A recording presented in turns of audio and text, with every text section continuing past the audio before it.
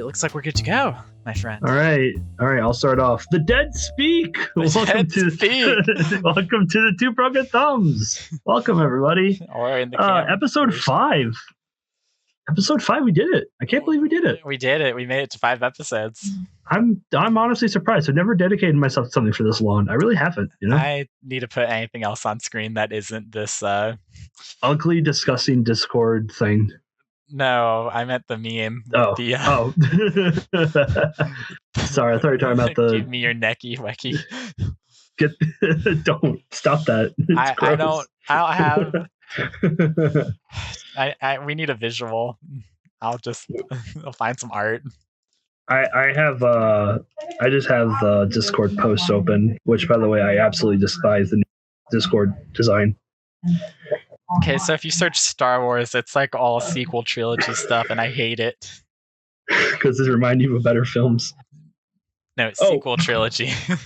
Oh, sequel trilogy. Sorry, I thought you said prequel and then the original. Sorry. No.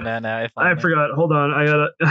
Normally I talk about the film we're going to be talking about, talking about the production, the people who are behind it. If anyone doesn't know about Star Wars' production or the people behind it, then go do some research and come back. Yeah, it's not that hard, and also I'm just frustrated because I've been watching these movies for 3 days straight, and it just gets talked about so much. It does, and my biggest fear is that I'm going to come out of here and we're going to have comments of people saying that we're just sexist pigs who just don't understand the importance of the characters, and that we're thinking too much into the film. And I don't want us to look like that, but we're going to. Well, would you like to... we could try to address it. Are there any other Star Wars movies with a female lead that you like? Yeah, Leia. Ahsoka Tano. That's not a movie! Ahsoka's in episode 9, technically. Technically, she is. I did say yes. Lead, though. Well, Ahsoka's in the Clone Wars movie, which is not a good movie, but the series itself is all right. I enjoyed the movie as a kid. It's probably not as good as I remember it, but I did enjoy watching it. I enjoyed it as a kid. It's not good. However, it's baby's first Star Wars. The later seasons of Clone Wars are very good. And the new season's okay from what I've heard. I haven't caught up on it. I'd say the first 4 episodes are good to very good. I'd say that the next 4 are mediocre. The characters are kind of difficult to love. But and then just so everyone knows, episode 9 of that series just came out, the first Siege of Mandalore episode, and I thought it was very good. So hopefully it keeps up the good work. But anyway, but this is Disney, so we don't know. But yeah, so here we go. We're talking about the Star Wars trilogy. One thing I noticed, I'm sorry, but one thing I noticed in that episode of the Clone Wars, because they're fighting Mandalorians, not just droids. Right. Ahsoka never kills a Mandalorian by decapitating them. She'll only kick them to knock them out or slice their jetpacks so that they fly away and explode without any kind of well, they can't show blood, right? No blood or parts or anything, obviously. Yeah, you can't show decapitation in Star Wars. But you can't show someone. You can't show someone losing an arm, James. Come on, in Star Wars. In the other Clone Wars, they still had people getting stabbed and falling over. There wasn't blood, and I don't really think there was loss of limbs from what I remember. This is all off the top of my head, but yeah. So, by the way, speaking of this, let's talk about the unique dynamic we have here. So, okay. James is an avid Star Wars fan. Yep. He is diehard. He will defend the prequels till the day he dies. Well, that's not. However, I will acknowledge. No. We're gonna keep it at that. It's not true. I acknowledge the flaws of the prequels, but I can also talk about their perfect. No, they're absolutely perfect. Revenge of the Sith is the best movie ever made. Nothing even comes James, close. You're being biased and nitpicky. Objective scale. You're being biased and nitpicky. Bye bye. The prequels are the Citizen Kane of Star Wars. So yeah, he's a diehard fan. I, however, have watched the movies once, And that was when I was a lot younger. So I don't have as much of a memory with these films as James does. Yeah. Which I'm hoping will bring a nice dynamic between us where he'll point out more things that are wrong, and I will point out a few things that I think are. I'll try to focus on like things that break lore in canon, whereas you can do more like filmmaking aspects. Filmmaking, or even just problems within the film itself, because I have a list. Right. I have a few lists, actually. There's not enough paper for me to make a list, but I got. Yeah, I've had to write a few things down. So normally also rate each movie, and we have spoiler talk, but it's really hard to talk about this trilogy without spoiling everything. So and there's no way you haven't seen the movies. Yeah, everyone probably should have seen the movie by now. So hopefully they've been out for a while. Yeah, and if you haven't, good. If you haven't, then I have a friend who has not seen them yet, and I've told him, good, don't see them. We'll be telling you about them, so you don't even need to see them. We'll make them sound more interesting. We'll make them sound. We'll tell it how it is. We're not going to sugarcoat anything. We're going to destroy these Disnoids with facts and logic. What's a Disnoid? It's a Disney lover. Is that like a Yo-noid, the pizza guy? No, it's like an NPC for Disney. That's really funny. Like Libtard and whatnot. Yeah, it's like that. Oh, okay. But for Disney. I'm so used to I'm just picturing like a Yo-noid, but like in all blue with the Disney logo on his chest. You picture like this neckbeard who has like got the Mickey Mouse ears on. It's just like, oh my god, I love Star Wars. Rey is such an inspiring character with all her motivations and things. Colored hair and whatnot. Right. Well, so, one more thing. One more thing before we begin talking about the film. We respect women. We are not here to say that the characters are overpowered, but they are. But we're not trying to say they're overpowered because of their gender. It has nothing to do with that. I do not want to get into that. I could talk about it, but there's no reason to, because it's not important to the film.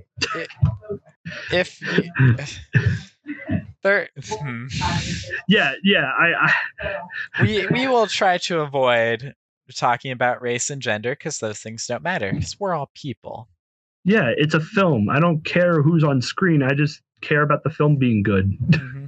And I really don't care. We can try to like just talk about the movies, and then maybe try to talk more about their production and like the executives behind it if you wanted. Yeah, we can do that. I'm down for that. That's gonna be a spoiler talk. Okay. No, that works. So let's get started then on this 3-hour monstrosity of a video that Pat's gonna have to edit, and we're sorry ahead of time. Yeah. Sorry, Pat. You can keep this minute though. It'll be fun. Yeah. So let's begin. James, episode 7. Let's go. Let's start. Let's do it. Come on. Let's go. We'll just start. Come on. Let's start. Go ahead. Go ahead. Come on. Here we go. All right. So the opening title crawl. It opens with the line, "Luke Skywalker has vanished." Now, this is a bold move. Very bold move. It's been 40 years. Oh god, I thought it was 30. 40. Okay. Ish. So it could have been 30. A New Hope came out in 79. Wait, was it 30 years with it? That's I hate that. I think it's 40 years in Star Wars canon, and I think, when did Force Awakens come out? Was that 2015? 14, I believe. 14? So that would have been 35 years in real life. I hate it. I hate that. That's dumb and stupid. Yeah? Why is that? Because it's just like, haha, look, guys, they age just like us. I mean, they're using the same actors. Sure, you kind of need to make sure that they're the same age. I'm just kidding. Yeah. Mark Hamill didn't play Luke Skywalker in The Last Jedi. He played some other character that they also called Luke Skywalker. He played a hobo named Luke Skywalker. That's right. Silly James. Luke Skywalker is just like this guy who's on drugs from all the blue milk or all the green milk, and like he's just convinced himself that he used to be a Jedi, so he's just spewing all this nonsense about his history to this girl, and she doesn't know any better. Because she doesn't know what Luke looks like. Right, and she has no idea. She didn't even know he existed. Oh my god. Just this homeless man on an island, like, I brought myself here to. What was I doing? Yes! Killing the Jedi! I have no idea how to structure this or how in depth to go. Alright, then let me take the reins. If I try to point out every issue I can think of in each of these movies, not only will I be doubling back a few times, but we are going to be here for days. So let's just point out like the main things, like the important things, We could nitpick. You're not saying anything. Let me start. With we're going to start this off with a positive. All right, start with the positive. I think the opening of episode 7 is really, really good.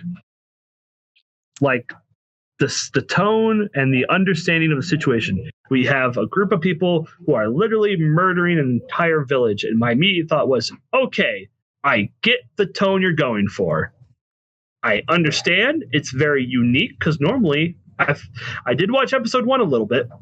When you start a Star Wars film, at least that one, you didn't start with just full on action. It was just boy living his life, which we get to. We do see that. We do see something very similar to that with Rey and just going through her motions of the day. I guess that's a good point to start out on.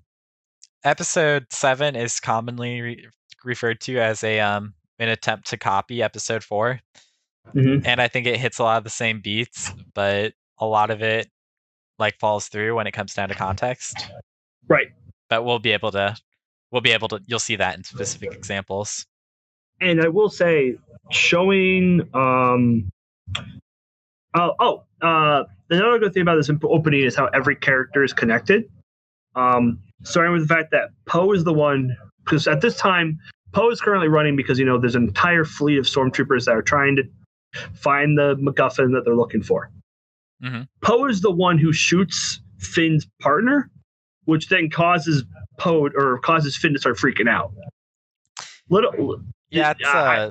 That's an interesting little detail that he's the one who shoots essentially who's Finn's friend, we can assume at the time. So they're walking together, so right, they're even if they're just colleagues, Well, he had a reaction to it, which is the interesting part. So that's what makes you think that they know each other at least a bit. Right. So I think it'd be interesting if Finn found out that Poe was the one who did that and see if that changed anything. But But unfortunately, we can't have interesting character moments like that. So so that's undercut. And of course, the scene of Kylo just physically just stopping the laser blast midair while doing other things is undeniably cool. Oh yeah. JJ says in an interview, he's like, or in the commentary, he's like, we want to establish very quickly that this guy he's powerful. He's a beast. He's the real deal. And I think that's a good way because it doesn't it's not showing him being like it would have been dumb if they just showed him taking a house and just ripping it out of the foundation and then throwing it. That would be dumb. Right, that'd be a bit over the top. Yeah, having someone shoot at him because he killed someone because he's angry makes sense. Then having him just physically just stop the bullet is absolutely insane, which is more crazy because remember Darth Vader, I vaguely remember him being shot by Han, but then just blocking the bullet with his hand. Yep, you're right. So it shows the power between the two characters. It shows, okay, this guy is a little bit crazier than Darth Vader, and that's terrifying to think about. They wanted him to look more powerful, which I think is, I don't know, that's technically true according to canon, but in the sense of the opening, I'm just talking about the opening. Right. Well, just in the opening, just the opening. I'm trying to show praise before we dissect this entire film. Sounds fair to me. It does look very good. Because it stops here. Because it stops right there. one thing I like about that particular move to stop a laser bolt is that it's not a force power that ruins anything else. We'll get to one like that a little bit later. But we'll get to that later. Don't worry. Well, you think about the Clone Wars and there's not really a point where a Jedi is fighting one person who's just taking one shot. So it's like it doesn't seem like it would be practical at any other time. But to show the audience, yes, it makes sense. And because I don't think he'd like to get shot. Crazy thought. Right? No, it fits. It's just it fits. It works. It I would works. call it good enough. And then it all falls apart as soon as Poe starts talking. The first line of dialogue Poe gives to Kylo Ren is when I gave up all hope on this trilogy. I kind of liked it the first. You will find I very much liked The Force Awakens the first time I saw it. When I walked out of the theater, I remember thinking, I don't think it's as good as the originals, but it was very strong. And it wasn't until it had a lot of promise. Right, but it wasn't until like thinking about it more that I realized, oh, it's actually pretty weak. And I think a big part of it is JJ loves his mystery boxes. JJ Abrams, the director, obviously. Yeah. He loves his mystery box, and so he kind of sets up a lot of things to be revealed over time. But then the other two movies don't work with that at all. So it kind of like it's because like both those films are trying to backtrack. Right. So it seems like any redeeming quality that the movie could have had just kind of goes away because nothing was paid off. No, it just all just kind of happened. Right. So, which is unfortunate to be honest, but yeah, well, that's because Disney didn't have a plan. I don't love hating things. I would like I would like everything to be good. We want things to be good. That's why we critique them. Especially because we are haters. Right. Especially Star Wars. I'm not even a big fan of it. I'm so disappointed. I'd hate to know what James feels like. Well, it's the most profitable franchise of all time. And like Disney owned it for 4 years and then they put out Solo and Solo lost money. Like, do you know how embarrassing that must be? It's pretty embarrassing. We don't need the most expensive franchise of all time. And no family, and it just gets we'll ruined. Call you Solo. So Han Lonely Boy 28. There was a scene where Finn and Kylo were staring each other down, and I definitely felt like that was supposed to give them more plot relevance together. I definitely thought like those are going to be the two main leads, and I would love to see that. Like once like brainwashed, a believer of the Republic, of the First Order, of him being like, all right, the First Order has always been good, and then his first combat mission, he realizes, wait, everything's wrong. This is terrible. These are innocent people, and I'm being told to kill them. Something's off here. And the development of that character over time. So I think that you're talking about like after the battle, and like Finn's kind of still in the stormtrooper garb. He's like staring down Kylo Ren, and then Kylo Ren looks back. Yes, and that's it. Okay, that gets paid off a little bit later because they're like when Poe's escaping, because the officers are like, the prisoner is escaping. He had help. We don't know who it is. We're checking, whatever logs right now. Mm-hmm. And then Kylo's like, it's FN21, whatever he is. Because he saw the possible like fear in his eyes, I guess, or not even eyes, just like his posing. Well, yeah, I assume that the Force, essentially, he's like, oh, that, yeah. It's like it all makes sense now to him, sort of moment. So I guess we can get it out of the way kind of right away. So I think Poe is easily Finn. My bad. I think Finn is easily the most wasted potential of any character in this series. Yep. So if you'd like, we can go through that. It's the idea is he's a stormtrooper. They establish that they're all raised from birth now to be these like brainwashed fighting, killing machines. And then in his first mission, he like breaks the brainwashing and starts thinking for himself. So one might think that like since he knows what he's gone through and he knows what all of his essentially brothers and sisters have gone through, that he would probably hold an amount of sympathy for them. Maybe he'd try to free them in some way. No.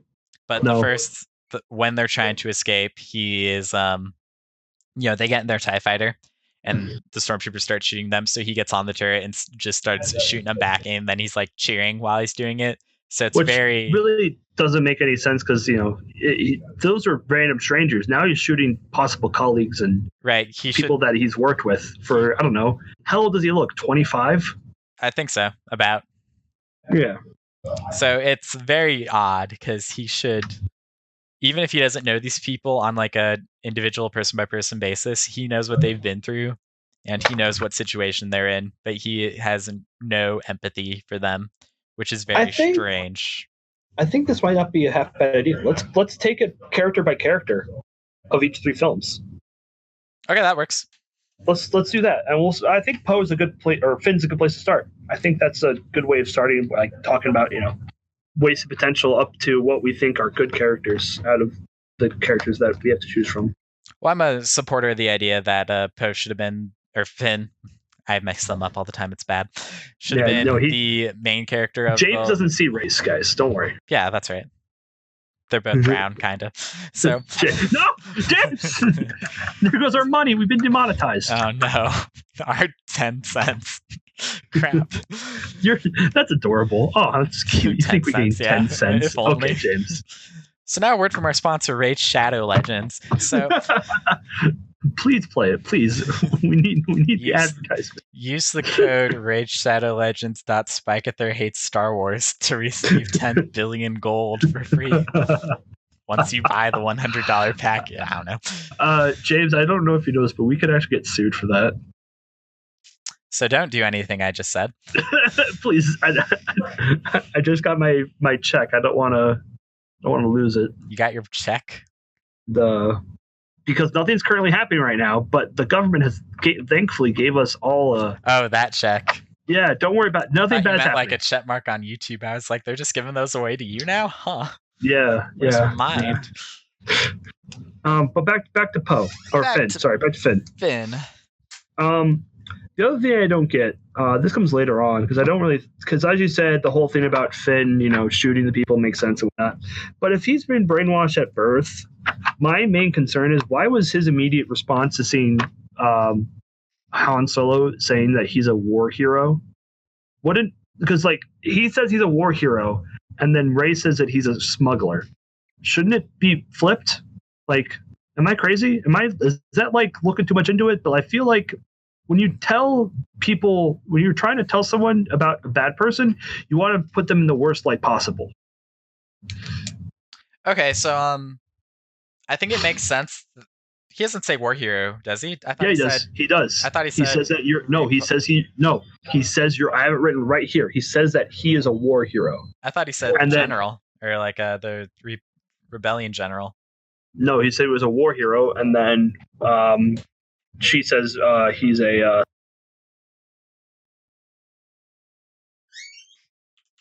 Door. Are you looking it up? Yeah, I just want to make sure. I believe you, but no, I get it. Script. But yeah, no, he. Oh, we know. Yeah, you're right. Sorry, No, I was right. Yeah, I was right. Calls him a war hero. Wouldn't make sense for him to call Han. I used to be Han Solo, the rebellion general. No, the smuggler. Wasn't he a war hero to Chewie? Yeah. Yeah. Okay. See, he said, wasn't he a war hero? Okay, I gotcha. So you would not try to glorify your enemy. I suppose. So the rebellion general makes sense, but maybe not the war hero. Yeah. And even if at this time he's hiding and trying to pretend that he was just, he's part of the resistance, I still don't believe he now knows all the information about this person, about who Han Solo is. Because once again, you shouldn't be teaching the people you're raising who your enemy was and how they won, Right. Well, no, I definitely think you should. I definitely think it would make sense that they would be raised to like hate Han Solo. But yeah, you're right about war hero. But I definitely think it makes sense that he would acknowledge him as the rebellion general. Mm-hmm. And I think it would make sense that Rey would acknowledge him as the smuggler since Rey's, not hanging out with the best of people. That is true. And she is a smuggler herself, technically, kind of, sort of.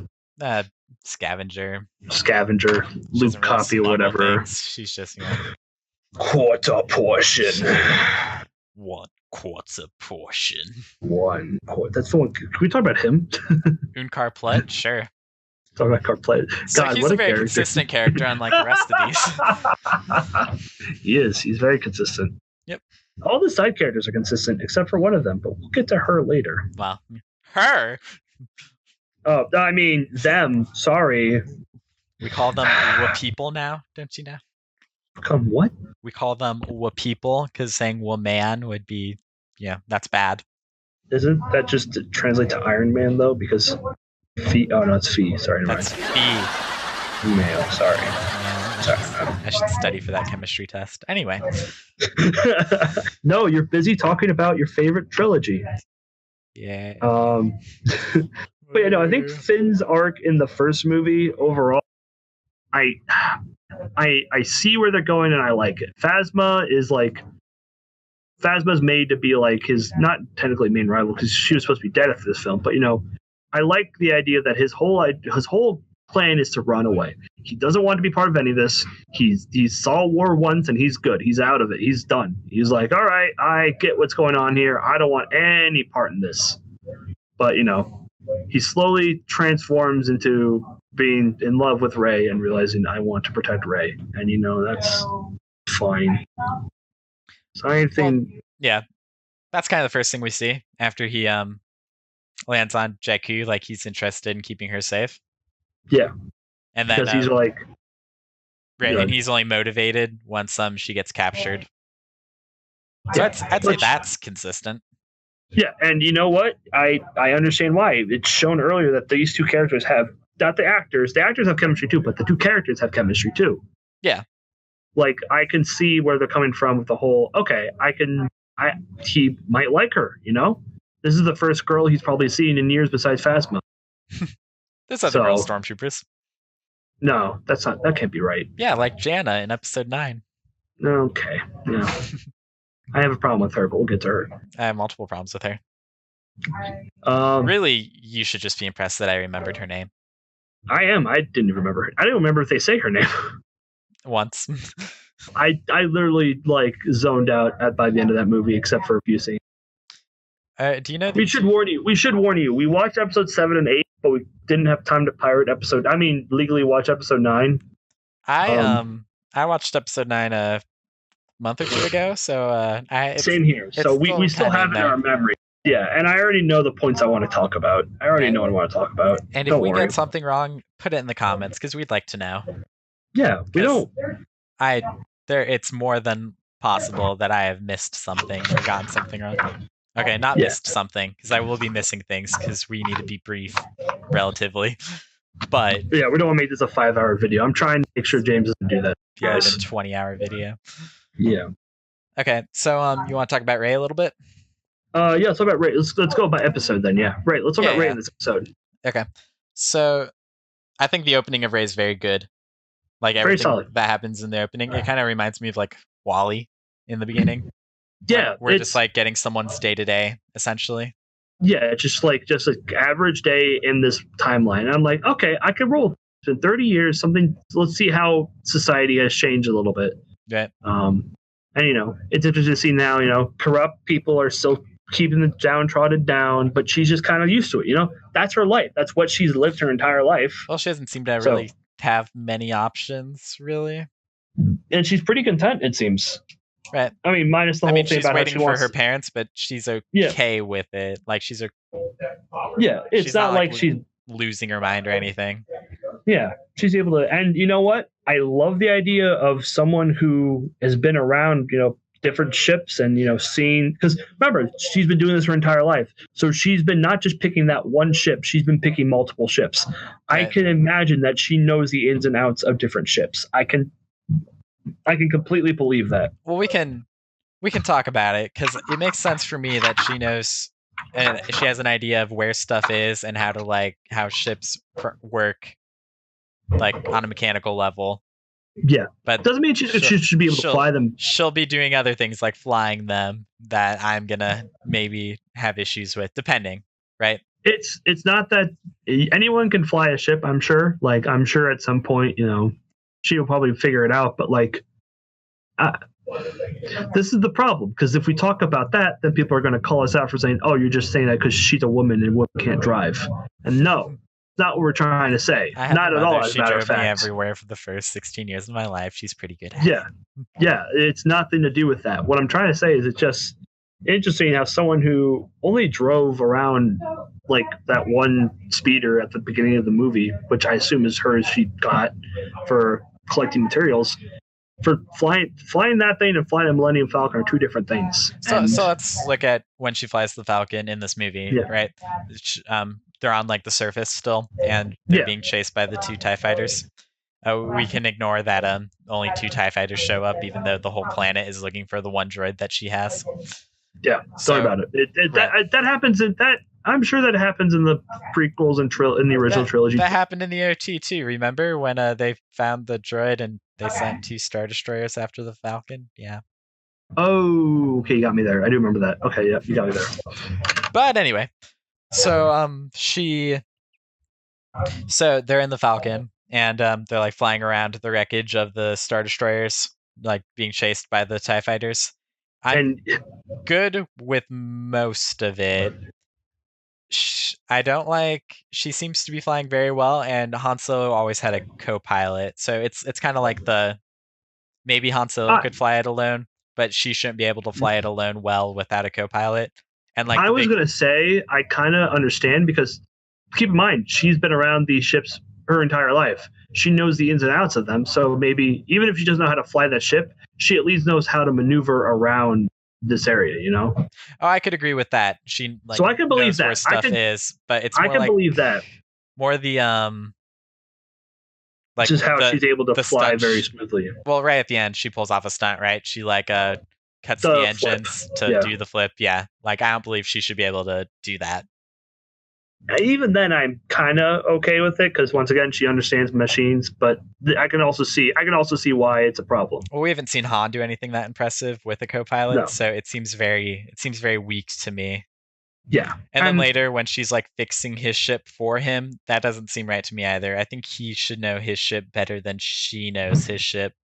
But James, it's been 35 years. He hasn't seen his ship in 35 years, James. That's not true. We don't know when he loses it. You're right. He explains losing it to whomever, and then whoever else got it. Yeah. They all stole them, but because they want that hunk of junk, as it was called at the beginning. The Junkle Do, haha, get it? Of course. That was a reference to when called the Millennium Falcon piece of junk. A piece of junk. Yeah. It was funny first time. It's hard to do comedy, I will say, especially when you're fortunate. Comedy is tricky. Comedy is a tricky dog. It's all right. So, we'll nail it one day. Yeah, we'll get it one day. When we have YMS on, you know. Yeah, we have Scoot on. Yep. And Scoot. Nope, Angry just Scoot. Joe. Nope, just Scoot. Just Scoot. Okay. I only want Scoot. Scoot plays. Scoot.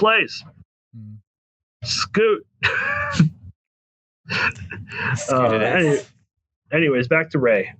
So I agree. The whole flying situation is questionable, but you know what? If they want me to turn my brain off for that, that's fine. You know, if she becomes the new Han, I'm okay with that. With her character arc going that way, I am totally cool with that. Except it doesn't happen, and everything just changes. If you want to be very broad about her character, she does very early on like they establish the parents, right?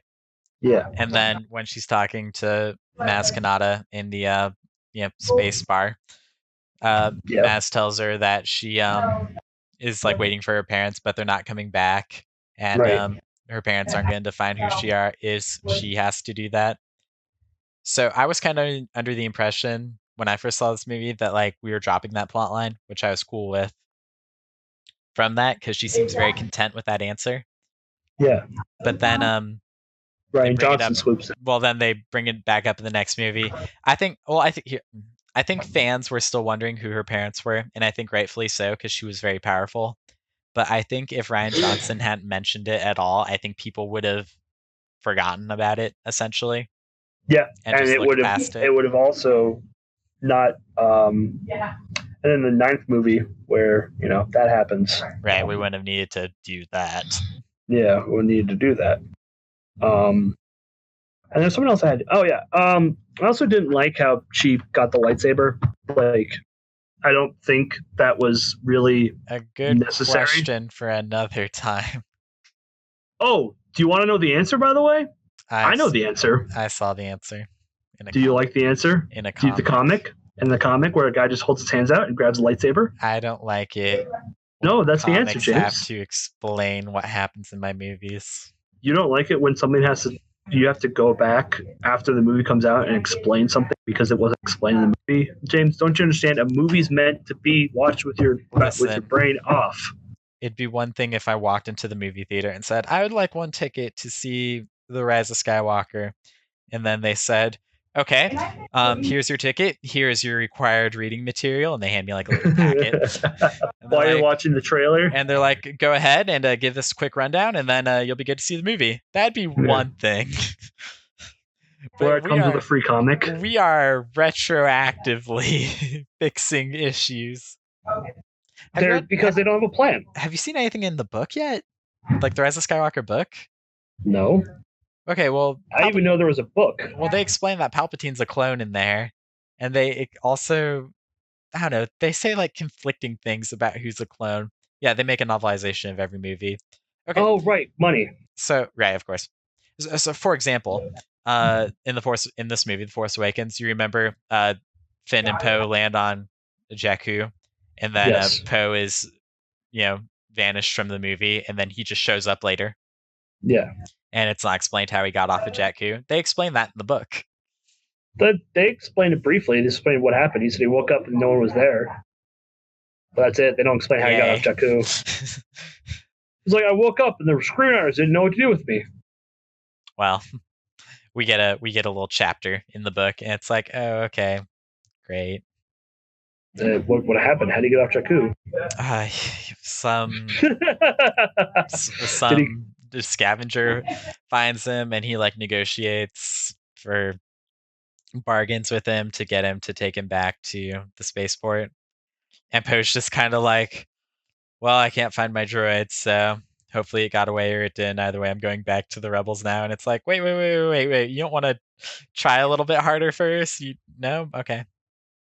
He's like, I trust this stormtrooper. Luckily, it all worked out. I trust the stormtrooper with all my heart. Absolutely. And I don't know if I don't know. Mm-hmm. It's rough. Like, very strange that he just goes immediately, but I feel like the writers are like trying to fix it retroactively, and they're just doing their best. Which, once again, is because Disney didn't have a plan. Disney was more interested in making money than making the story. That's kind of interesting. J.J. Abrams had a plan. He wrote out scripts for episode 8 and episode 9, and he gave a script to Rian Johnson for episode 8, and he was like, this is what I was thinking for like an idea, and Rian just threw it out. Like, just didn't care. Yeah. So it's because, like, oh, yeah, I'm so happy the point of making a trilogy... You're cutting out a little bit there.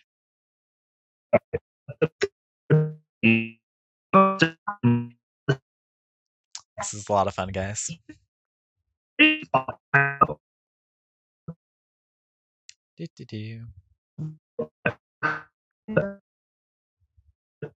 Hello? Hello? Oh. Hello? Can you hear me? Almost. Oh my god. Hello. Can you hear me now? Much better, yes.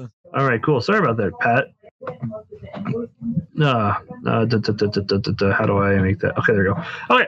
Anyway, right. So where were we? I don't know. We were talking about Rey, and then we ended up talking about Poe. So I think we should just transfer to Poe unless you want anything to talk about. We were talking about Poe just decides to go back to the... Oh, right, yeah. Poe is kind of weird in this film. It's fine. I was kind of under the impression that he was supposed to get killed, and then JJ decided to bring him back. I'm not really sure what the because you can't kill anyone in a Disney movie. They kill people unless all the time. They're bad. Oh, what about Rose's sister? People. She's bad. Remember Rian Johnson? Yeah, I'm not going to finish that sentence because I once again don't want to be seen like that because I'm not. Saying someone else hates women isn't hating women. That's being an ally. Oh, okay. As long You're as you right. can James back it, hates which I think we minorities. can. No. I love minorities, like men, which are technically a minority. Oh no. Oh my god. We're doomed. When will the male story be told? The patriarchy. Has anyone seen the greatest story ever told on YouTube? It's a 6-hour documentary about Hitler. I have not. I've We been. remember we've talked about this. I thought Oh, did we? we're Excellent. gonna watch it. Excellent. We'll review it. Review. Man, you Episode know what? 50. Hitler was a good guy. Maybe. He Maybe. just. Speaking of Hitler, you want to talk about Hux? Oh, sure. Let's jump to Hux. Hux, I liked in Force Awakens. That is the I only definitely movie so he existed in. I barely read anything about it, but I did read that apparently they wanted Hux to be like the equivalent to Kylo, like but in a different way. Kylo is powerful because I mean he's first of all a Sith. He has Force powers, makes pretty powerful. You know, he's a pretty powerful guy. Yeah, perfect. But he isn't exactly in the right mindset. You know, he's a very childlike. He's very straightforward. He's very hot headed. You know, he doesn't plan. General Hux is the perfect counter to that. He might not have any physical power himself, but the fact that he's been able to run this ship tightly, and remember, they're apparently a hidden group in the they work in the shadows. You know, they're supposedly a group that takes control but doesn't let anybody know. Right, they're supposed to be more secretive. Yeah, so General Hux, functioning republic. Yeah, so General Hux overall is a cool concept of the character, and I thought he had the same presence as Kylo in episode 7. Well, episode 8 it begins with him being insulted and Finn or Poe telling him that a joke about his mom. Yeah. So in the OT, we have Tarkin, who I think is supposed to be essentially the equivalent, because it seems based on the movie that he is a superior to Vader, because like Vader's choking out the one officer in the conference room, and Tarkin's like, enough of this, Vader, release him, and Vader's like, as you wish. So they don't really go into depth. It seems more in the book I read, it seems more like they were more on equal footing, or like Vader was just separate from the chain of command. But essentially, you know, not rivals but equals, and like almost competing sometimes for, you know, the good graces of the Emperor. And I thought that's what they were going for here, but like you said, it's very much dropped in the Last Jedi. 8 and 9. Yeah, 8 and 9. Both right. of them. Right. Well, both. And it's just because right away he's like shown to be incompetent, essentially. He's meant to be. He's played for as a joke in the next movie, and I'm sitting here going like, this isn't what I wanted. I didn't want this. I'm not a fan of this trilogy, and I'm disappointed. It's strange because it very much feels inconsistent, because it is. It almost feels like it's written by different people. Right. And in the audio commentary, Rian Johnson's like, "Oh, I always found Hux to be really funny, so I wanted to, you know, run with that." And I was like, "Really? How? Why? When? When was he ever? Is it the Hitler speech? Is that what you thought was funny? I guess if you're we all thought it was a bit over the top, but the point of it was to be over the top. I guess if you're not taking the movie seriously, you'll probably find it funny, but I don't think it's like meant to be funny, you know? No. Like it'd be something you're laughing at, like ironically. Yeah, like Killer Bane. Right. Because it doesn't realize that's supposed to be funny. But the problem is this movie wasn't.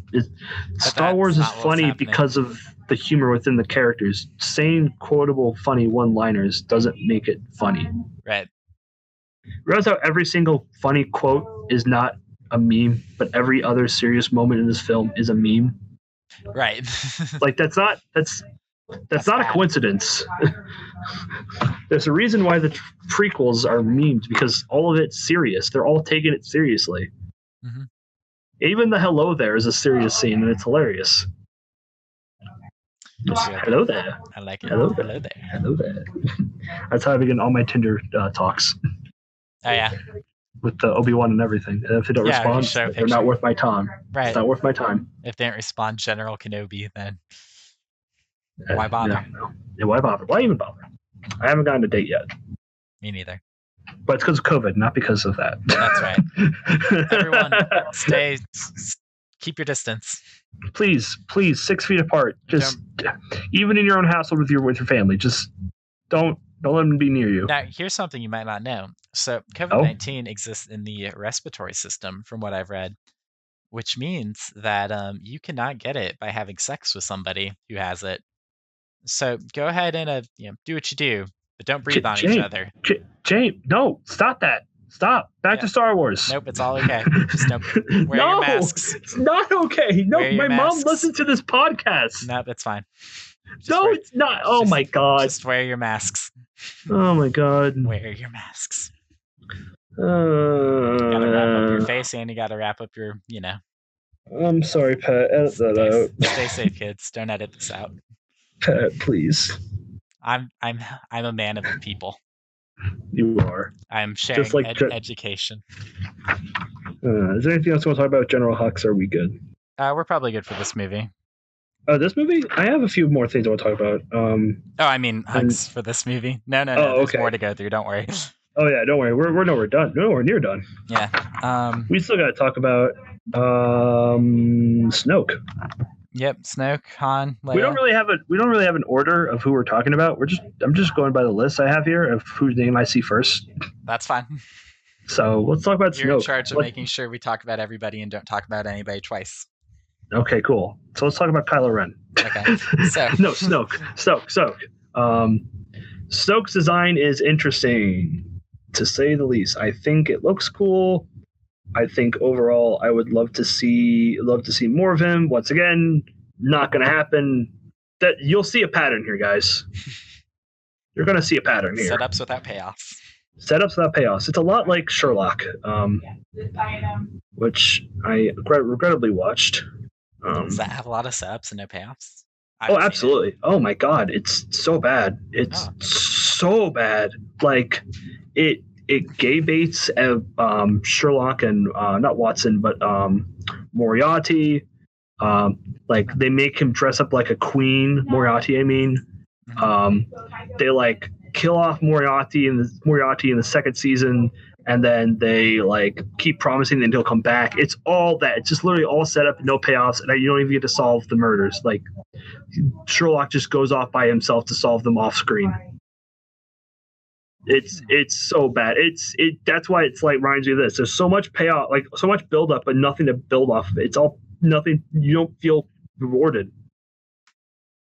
Interesting. I've only heard good things about Sherlock. No. If you are watching this and you want, sorry we keep going off tangent, but this is kind of the point of this is what trying to make about. This is the point of the Star Wars films. It goes off point all the time. If you want someone to watch H Bomber Guy's video on dissecting Sherlock, he goes into great detail about why there's problems with it. Did you know House MD was apparently supposed to be a reference to Sherlock Holmes? Yeah. Okay. I didn't know that, but whatever. I'd read that somewhere. But anyways, so yeah. Also, if you're watching H Bomber Guy, avoid the Dark Souls 2 video. Oh really? Yeah, because it's bad. Yeah, he does. He says he has regrets on that video. Good. He says there are problems he has in the video. It's a bad video. But anyways, it's subjective. No. But yes, once again, Snoke leads to nothing. In next movie he dies. It's for nothing. It's frustrating. It's really frustrating because we have lists of things to talk about, but what's the point? Because everything positive I'm going to say about this movie doesn't mean anything. Yeah, that's what's most frustrating positives about are this. Very superficial. Yeah, in the base of just this one film, it's good, but it's not just one film; it's the whole trilogy is a problem. So one thing about this movie is, I think it could stand on its own reasonably if it was the only film in the franchise. Whereas I don't think the others could, because I think they're too internally inconsistent. Yeah, but I think this one can hold up on its own. Like you said, it's not great compared to what we've had before, but it's still good. It's like it's fine. It's an enjoyable experience, but that's about it. I'd say that each movie like is very bad at one key aspect of filmmaking, and I think The Mhm. Force Awakens is very bad at world building because Yeah, it doesn't hold up. It doesn't successfully bridge the old trilogy with the new trilogy at all. yeah. And the worlds feel, and the places we go to feel oh so similar. Oh, we've been to a desert planet before. I guess we're in another desert planet.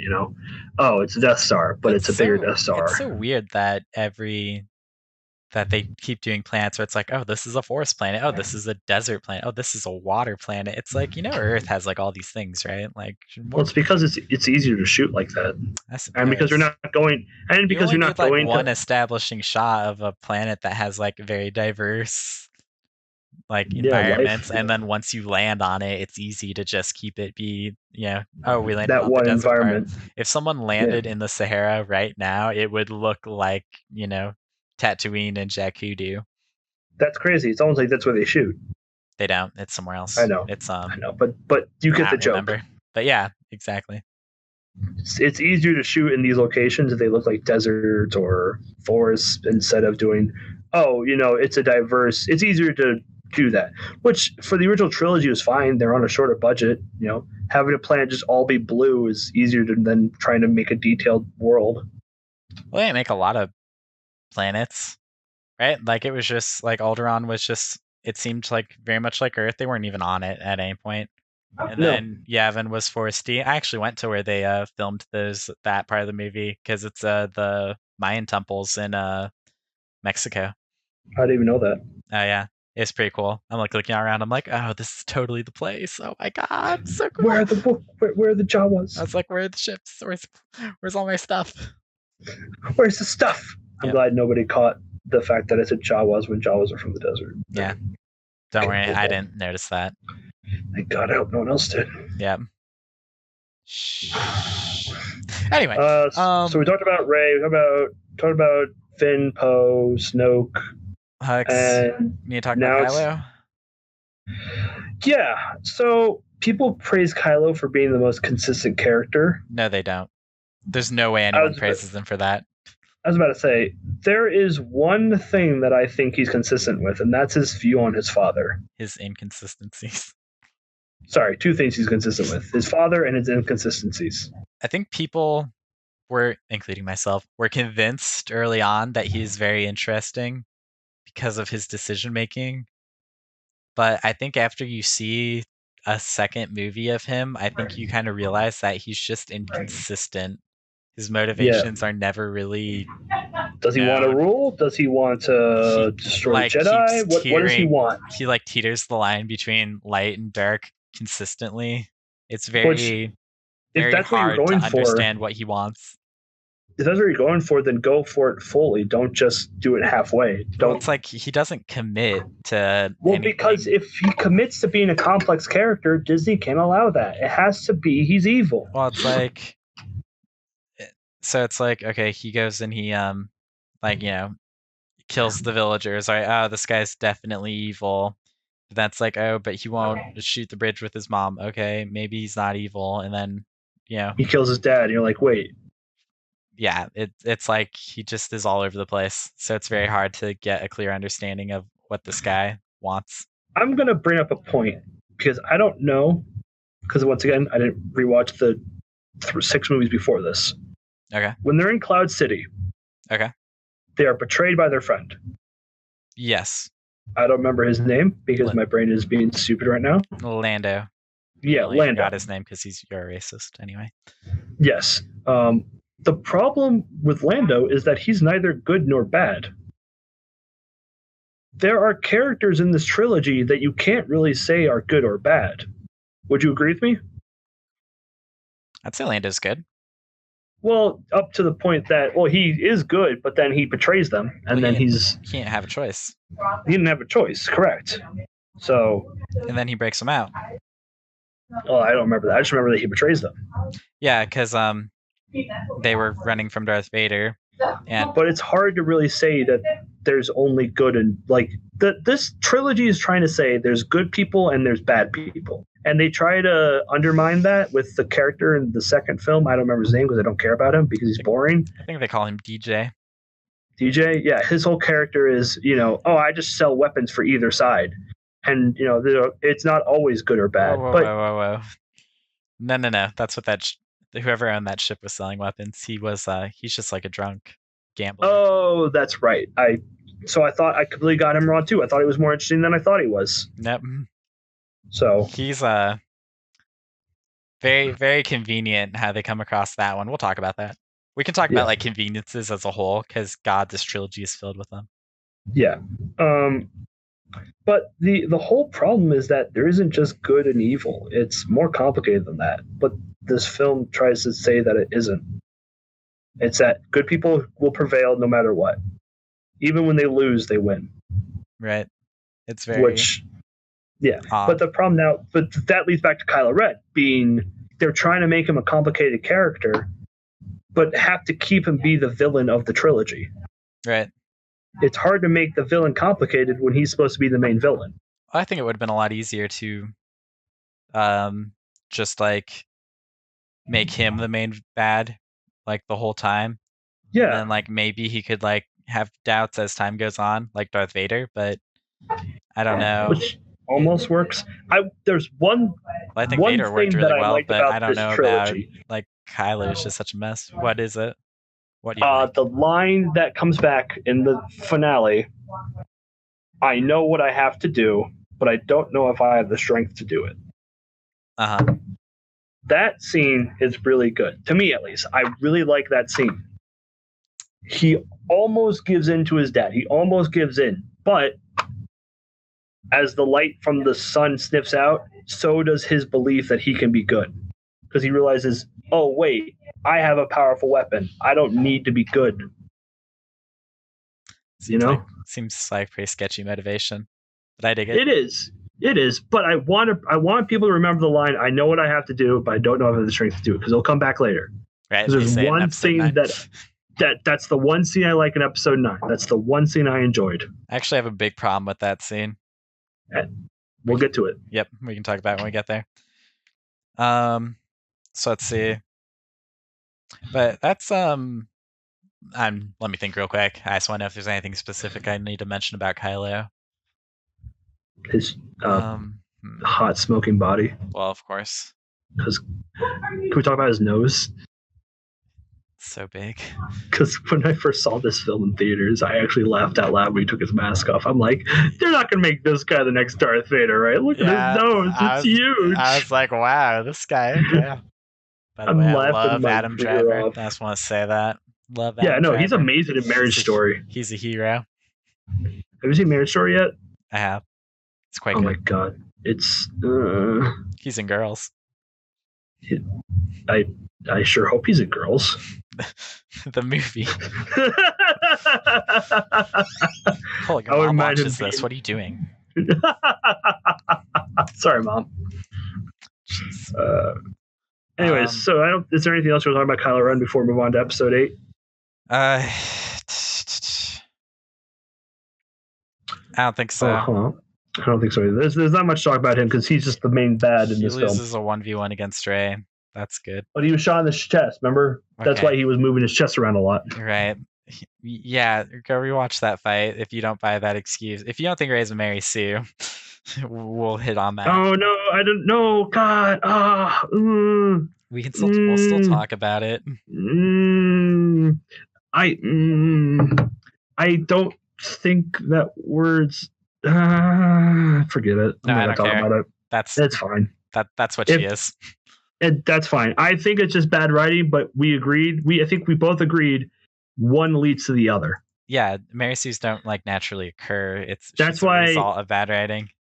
That's why, which we lead to episode 8. When we start, I can consider Finn or Poe to be a Gary Stu, because he starts by fighting an entire fleet of ships by himself, or a ship by himself.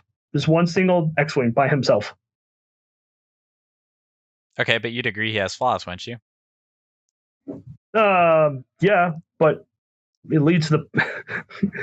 Yes, he has flaws. Okay. What flaws does Rey have? She's a woman. I see We're making jokes. That is a joke. That is a joke. Please know that is a. Don't clip that out of context. Clip it. Do it. Dang it, Pat! Please don't. Pat, you have the power to unclip that. Clip it. No. Make a supercut of us just being racist. It's just this episode.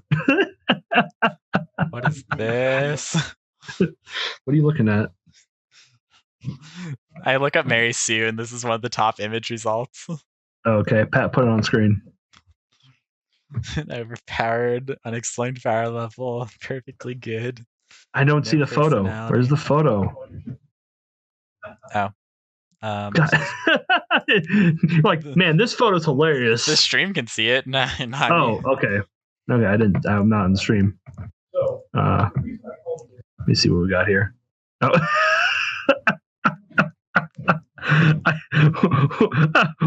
Why? What's this girl's face? What is happening? I don't like that they have Luke under no personality. That doesn't seem fair. Well, they also give every check mark to Ray, so I would disagree slightly with her having no personality. She does have a personality. Describe her personality slightly. To me. She likes rain. So, for anyone who's curious, what he just highlighted was a good part of Ray is one of the 3 good scenes in episode 8. Episode 8. So that's good. Yeah. So let's move on to episode 8. What? Wait, why is there Mary Sue Steven universe? What does that have to do? We click on that. What Mary Sue is there in Steven universe? Is it about Rose? Is it about Rose Quartz? What are you looking at? On your screen, on the live screen. There's the word Steven universe on the top. Undertale, character, OC, Sonic, MLP, cringe. Yeah, those are all cringe. And what is this? What has happened? Oh my god. Oh my god, they're OCs. Oh my god. Yes. Oh, hold on, everybody. We have something we gotta read.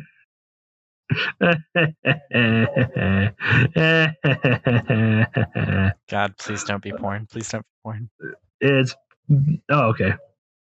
Say your OC is lovable. They're absolutely liked by everyone, and they would never do anything wrong. They're kind, understanding, and best friends with none other than the crystal gems. All right, now let me stop you there. Freaking gems. Steven Universe is bad, by the way, just so everyone knows. Yeah, it's okay. I don't think it deserves the praise, but I definitely think it's good. That's why I don't like the fandom. The fandom's insane. Poor fandom. Yeah, I'm sorry, guys, but you guys are crazy. I'm leaving the site before it gives me a virus. Okay. Anyways, sorry about that tangent. James or Pat, you can keep that in if you want. Yeah, keep that in. That's good stuff. Okay. So episode 8. Let's talk about episode 8. All right. Oh wait, no, we need to talk about Leia and Han. Oh, sorry, they're characters. Yeah. All right, moving on. You might have forgotten about them. Because they're doing the same exact thing they've been doing for 35 years. So this kind of comes back to what I said about world building. You've got these 2 characters who were 2 of the 3 main characters in the original trilogy. And they end with, like, you know, being in a relationship together, and like the Empire is defeated, so we're kind of led to believe that they're good to go, you know, like their job is done, and they are going to establish a strong republic that is not going to allow the tyranny that was the Empire to rise again. But instead, we have Han Solo has for some reason left Leia and is back to smuggling. Leia is back to being a rebellion general. It's dissatisfying to see, because was essentially a terrible faction ruling the galaxy, and now it's been 30 years and we're already like almost back to that. We're going to be back to it tomorrow, because tomorrow is when the next movie happens. Yep. And it's very unfortunate, because one would expect better from their characters. But because if they try something new, people will hate it. Maybe. I think it's... Well, that did happen. We need to have, like, it happened with Luke. We need to have our comeback story. No, that's not trying something new. That's trying something wrong. But it was. Would you expect him to do that? No, that's the problem. It's inconsistent. We can. Well, Luke they Skywalker. tried something new and people got mad. Luke but they're going to use that as the excuse. But that's the excuse they're going to use in order to say. But I expect better from you. No, I'm not saying it was good all the way. I think part of it was good. I think it's maybe a decent idea. It was just not done quite we talked about this. We'll hit it again when we get to the next movie.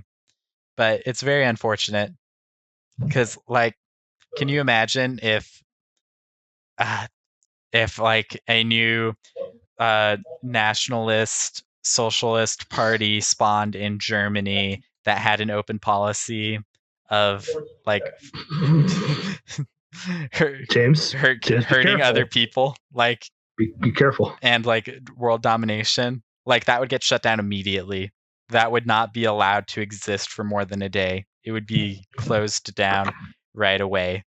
I wonder, the Germans having an army? No. Because of what happened in our history, and that was like almost 100 years ago now. No, it wasn't. That was like 80 years ago now. Yeah. We haven't forgotten. We never forget. So 35 years in the future, you're like, This is 35 years later, and it's on a galactic scale. And the leaders of said republic should have been the people who were in the war. Right. So it's strange. If they had said like 200 years in the future, it'd be a lot more believable, I think. As if we're going to forget about World War II in 200 years anyway. But I think that would have been better. If you don't remember what history does, history will repeat itself. Well, I feel like people should know. Maybe not if the Jedi are eliminated. What do I know? Yeah, if the Jedi are gone, then I don't know what the public education system in Star Wars is. Well, unfortunately, we'll never know because they aren't worried about that. The high-class people on Coruscant seem pretty smart. I don't know. Yeah, we'll never know. That can kind of bring up a different point too. When Han Solo is talking to Finn and Rey about the Jedi and the Force, because like he explains like Luke Skywalker, took a group of people to like learn how to be Jedi, and Rey and Finn are like, the Jedi were real, and they're like, Luke was real. I thought he was just a legend. And it's like, seriously, do you think like Winston Churchill is going to be a legend in 200 years? Like, no. We're going to know about him. And like the Jedi was like essentially the dominant force in the galaxy for like tens of thousands of years prior to this. And it's just 35 years later and we forgot. Yeah, I'm stretching. Sorry. All good.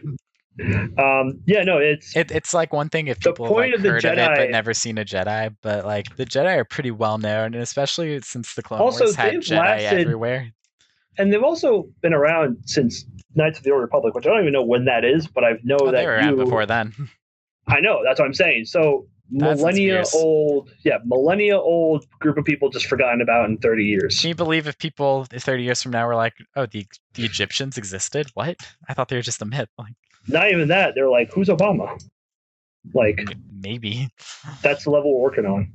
Well, it's like, it's not just one person though. It's like a whole group. Yeah. Was the point I was trying to make there. It's like a group of people who have been around for thousands of years. Pretty important people too, dare I say. Yeah, because they've done things that we could never do. The Roman Empire, what was that? Like, yeah, exactly. And that's what I say. It fails at world building.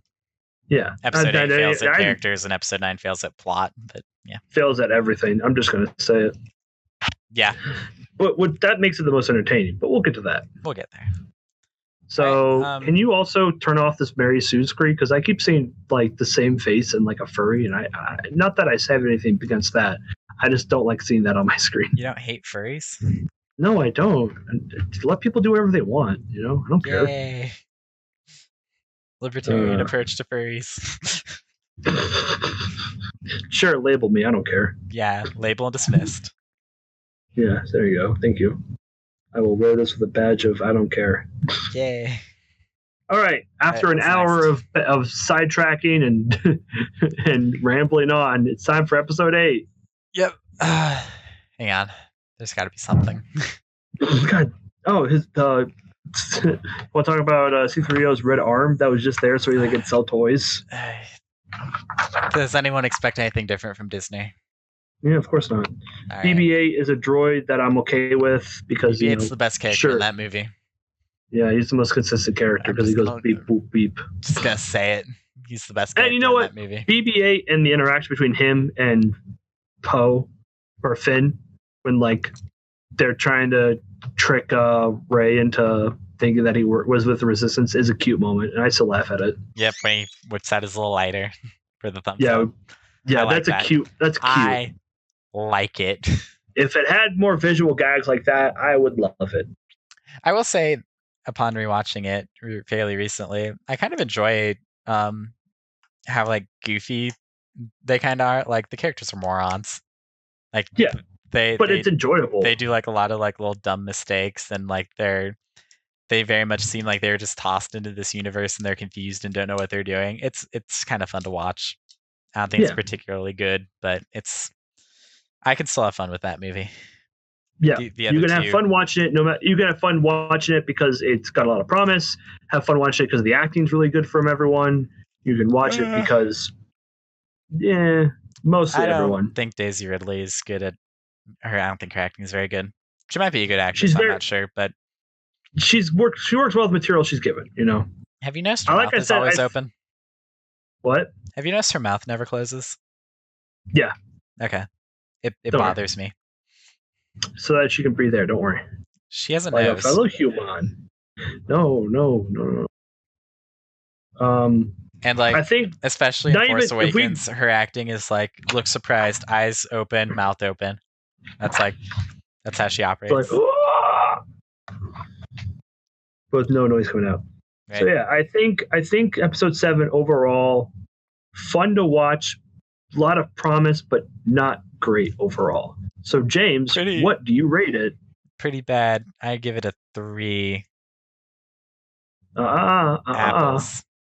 Okay. I give it 24 Admiral Akbars. Sounds like pretty high praise to me. No, don't worry. It's just because of that one line. There's only one good thing about Admiral Akbar, and it's the funny line. It's a trap. Yep. So let's see. Episode 8 then? Episode 9. Oh, episode 8. Yeah, sorry. I don't want to talk about this film. So I struggle to figure out which one is worse between 8 and 9. It's 8. Is it? Because it's boring. Episode 9 at least is enjoyable to make fun of. I think they're both enjoyable to make fun of.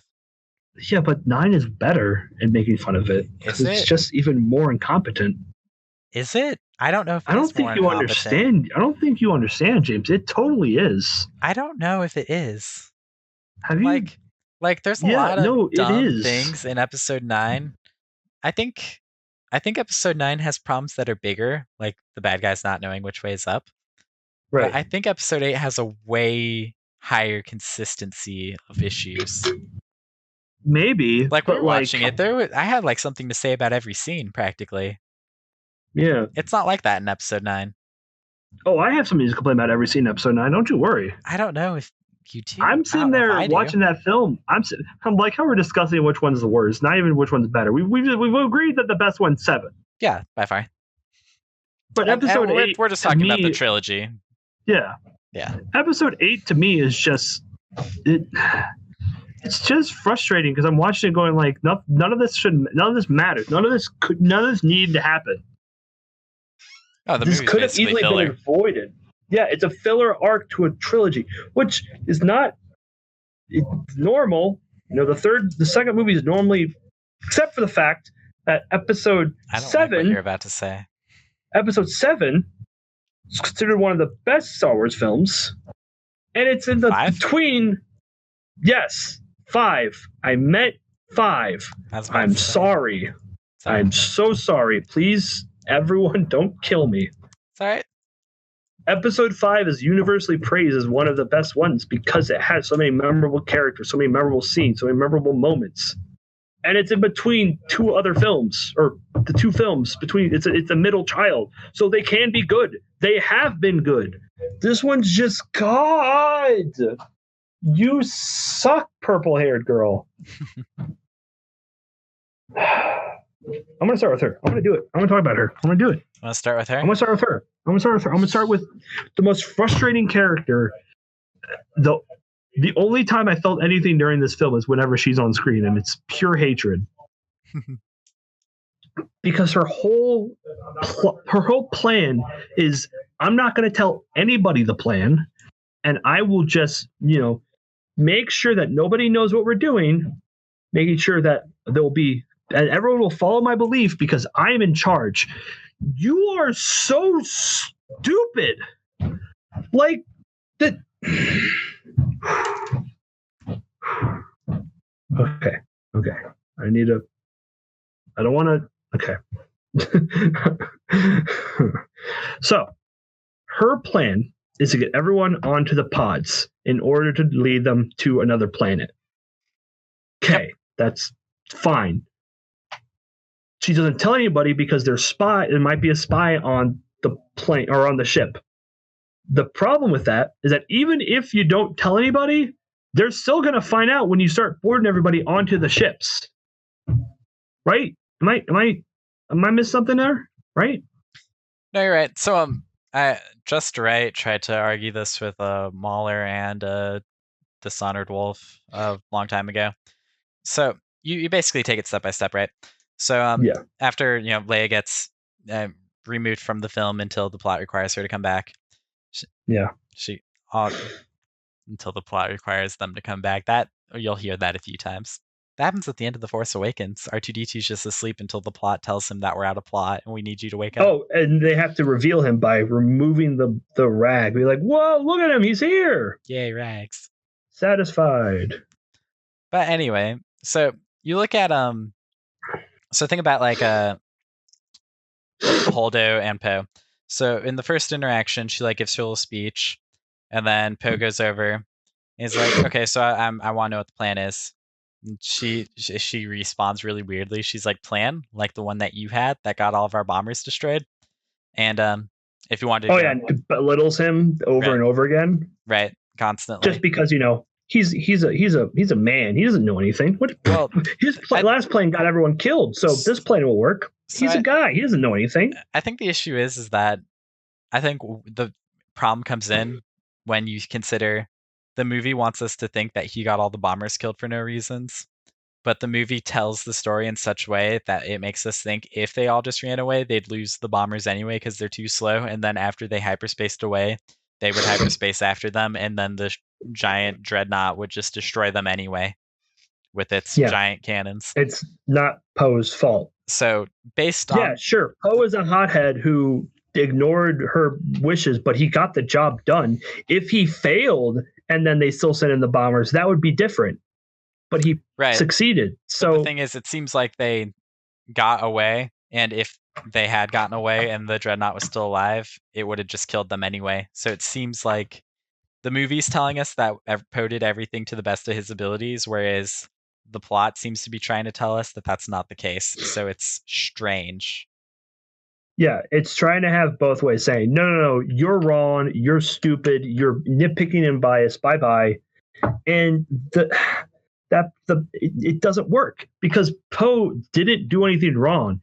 He did his task to the fullest extent. He took down a dreadnought, even if logically we could go into detail about how that doesn't make any sense.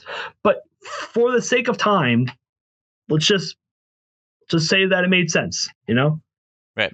We can all acknowledge very well that the bombers are of very poor design. Bombers are terrible design, but I'm referring to just Poe taking down the ship's shooter things. Because we've already discussed before while we're watching it that, hey, wait a minute, that doesn't make any sense. Why would they have those ships? Why would they have them there if they can't shoot ships? Right. So, but we're not going to get into that. We said that earlier. There's a throwaway line where the guy says the ship is too close and moving too fast that our surface cannons can't hit it.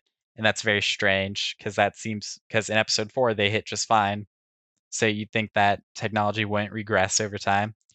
And the thing is, like, I could accept that Poe would be able to do that on his own because we're told he's the best pilot in the Resistance. So But we're being told, we aren't shown. Which yeah, we are leads later. to- He when the Resistance comes to save Han and Finn and Chewie, and he's destroying all the TIE fighters. Well, we saw that in the last movie, so yeah. Well, that was in 7. Yeah. Yeah, so it's I could believe it, and then if we had some reaction shots from the Imperials where they're like, "Oh my goodness, look at him go! Holy crap, has he do it?" That'd be a lot better than having a character say, "Oh, our surface cannons are just useless." Yeah, because that then goes against the point of the surface cannons. Right. The movie also, would sorry, be better. I forgot their names. I'm currently seething red. All good. But the movie would do a lot better without that line. Yeah, if they took that line out, don't worry, they'll probably go back and George Lucas the whole thing. That's not true. George Lucas made his movies worse by doing that, with a couple exceptions. Let's see. I was going to say one thing I did like, but then I take it back because I don't disagree with it now. Poe and Kylo kind of both are very hot-headed beliefs, I guess you could say. But even that's wrong because that's not even entirely true. I don't think Poe was designed to be a hothead when we first met him.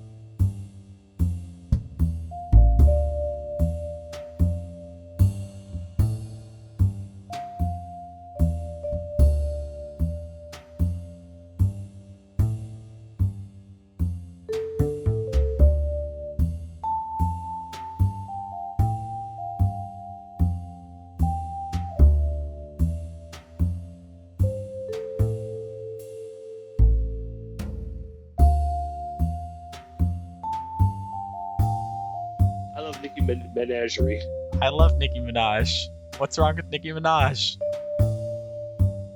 Nothing's wrong with Nicki Minaj. Her voice. Oh my god. Cool, well, that's messed up. How did I mess up? Is that on camera? Was that on? That's messed film? Up. Is on film? What? On audio? What? On radio? You heard me. Yeah, on radio. What? That's right. What are we talking about? We're talking about Star Wars, James. You just had an issue with Nicki Minaj. I wanted to know why. Oh, no, wait, no, Beyonce is the one I have an issue with, sorry. Oh. All right, yeah, Minaj is fine. I don't care about it. I don't like I like Nicki. Well? She's one of my favorite female rappers. Just be careful if you say her name wrong.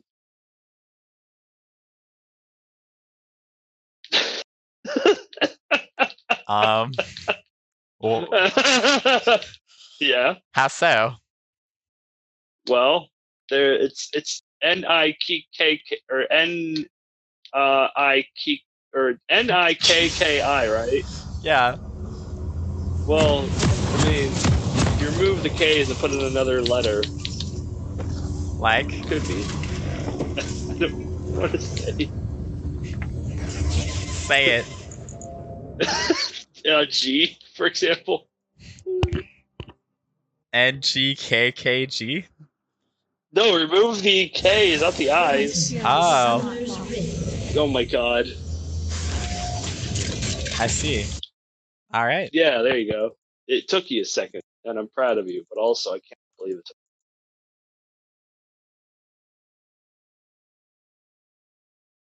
All right, where do we leave off? Where's my notes? Here's my notes.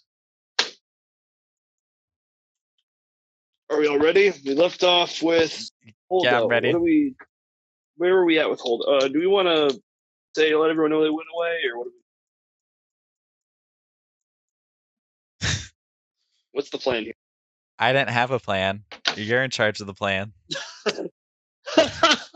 You don't get to know the plan, you little flyboy looking. That's right. I don't get to know the plan. That's right. Only I know the plan. I don't even have only I know the plan. I don't remember what points we made last time, and I hate repeating points. So we mostly talked about Holdo, about we talked about how everyone's badly written. 7.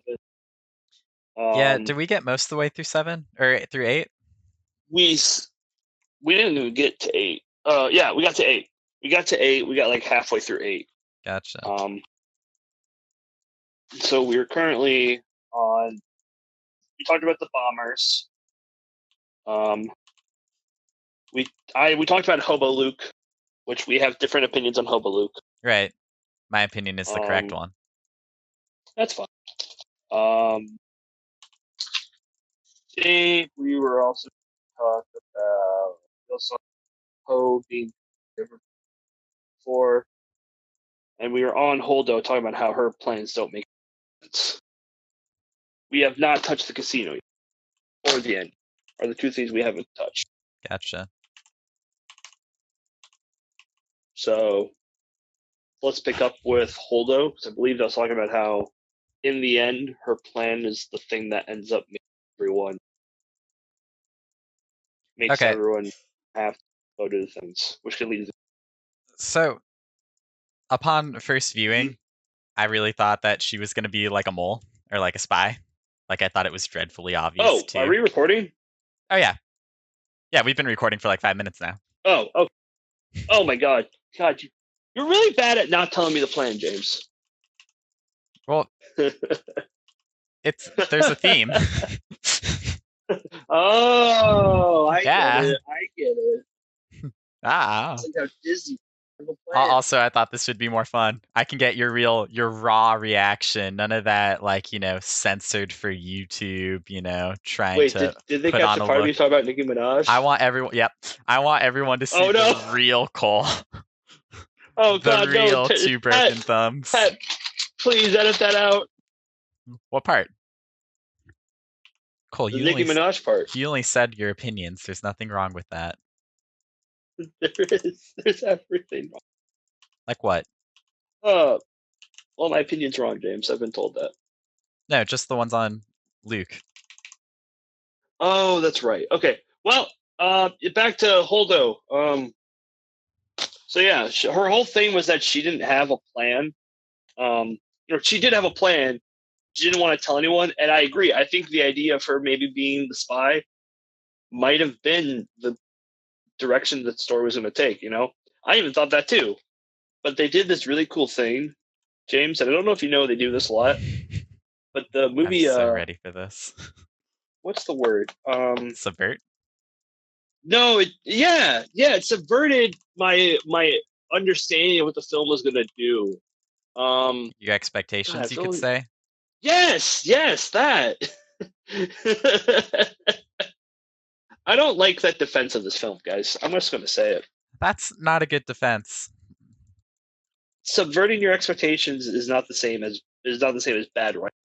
So, you can the way I always looked at it, because Game of Thrones, I would say, is very good. The earlier seasons, very good, and it also subverts your expectations. The difference is that Game of Thrones makes sense. Can you now, as someone who's ever seen it, and certain podcasts might not have seen it. So, can you give an example? Do you? Because I know. Well, spoiler alert then for Game of Thrones. Season 1 only. So the show opens up, and we very clearly seem to have a main character. Like, this guy's in pretty much all the scenes. His name is Ned Stark, and he's played by Sean Bean, who's great. He plays Boromir in Lord of the Rings. But anyway, and he's very much set up to kind of be the main character. Like, all the scenes revolve around him for the first 6 or 7 episodes, whatever. And then, but obviously, things are happening. The political environment is changing, and he gets accused of doing the big bad, right? Which he didn't do. He's a very good, very honest man. And all this evidence keeps piling up against him. All of this suggestion that he is going to be tried and executed for these crimes that he has supposedly committed. And the whole time, you've watched TV shows and movies before, so you're like, oh no, they're not going to kill off the main character. This isn't going to happen. Obviously he's not really going to die. And then right at the end, they bring in a solution. No, we're not going to kill him. We should exile him to the Wall, which is defending from the wildlings and up north. Right. And that there he can live out his sentence while still he's been a good man all his life. He'll live and he'll serve the country, and all will be butterflies and unicorns and rainbows. And then right when that's supposed to happen, the king is like, I've decided no, we're not doing that. And you're like, oh my God, what? and then they kill him, and right at the end of the episode, and you're like, no, no, no, no, no, no, that's not. This is a dream or something, surely, right? And it's not. And then like the next episode begins, and his name is swiped from the credits, or like the cast at the beginning. And it's like, Yeah. oh my god. Well, So no, see, that's interesting. So watching a character grow and develop over the period of a long period of time is 1,000 times more effective when they die off than like how The Walking Dead does it, where they'll like focus on a character for an episode and then they'll die or something.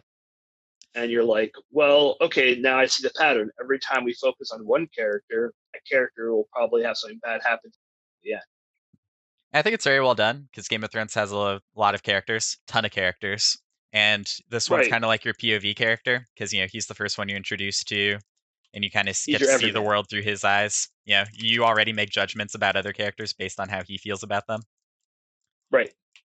and just it's very well set up, and then you just lose that immediately. So it's like you almost feel lost now in this world that you don't know, and Which, it is reflects part of very what they well in want you other to do. characters because like his daughter is now trapped at the Capitol without her father, and surrounded by people that ultimately don't really like her.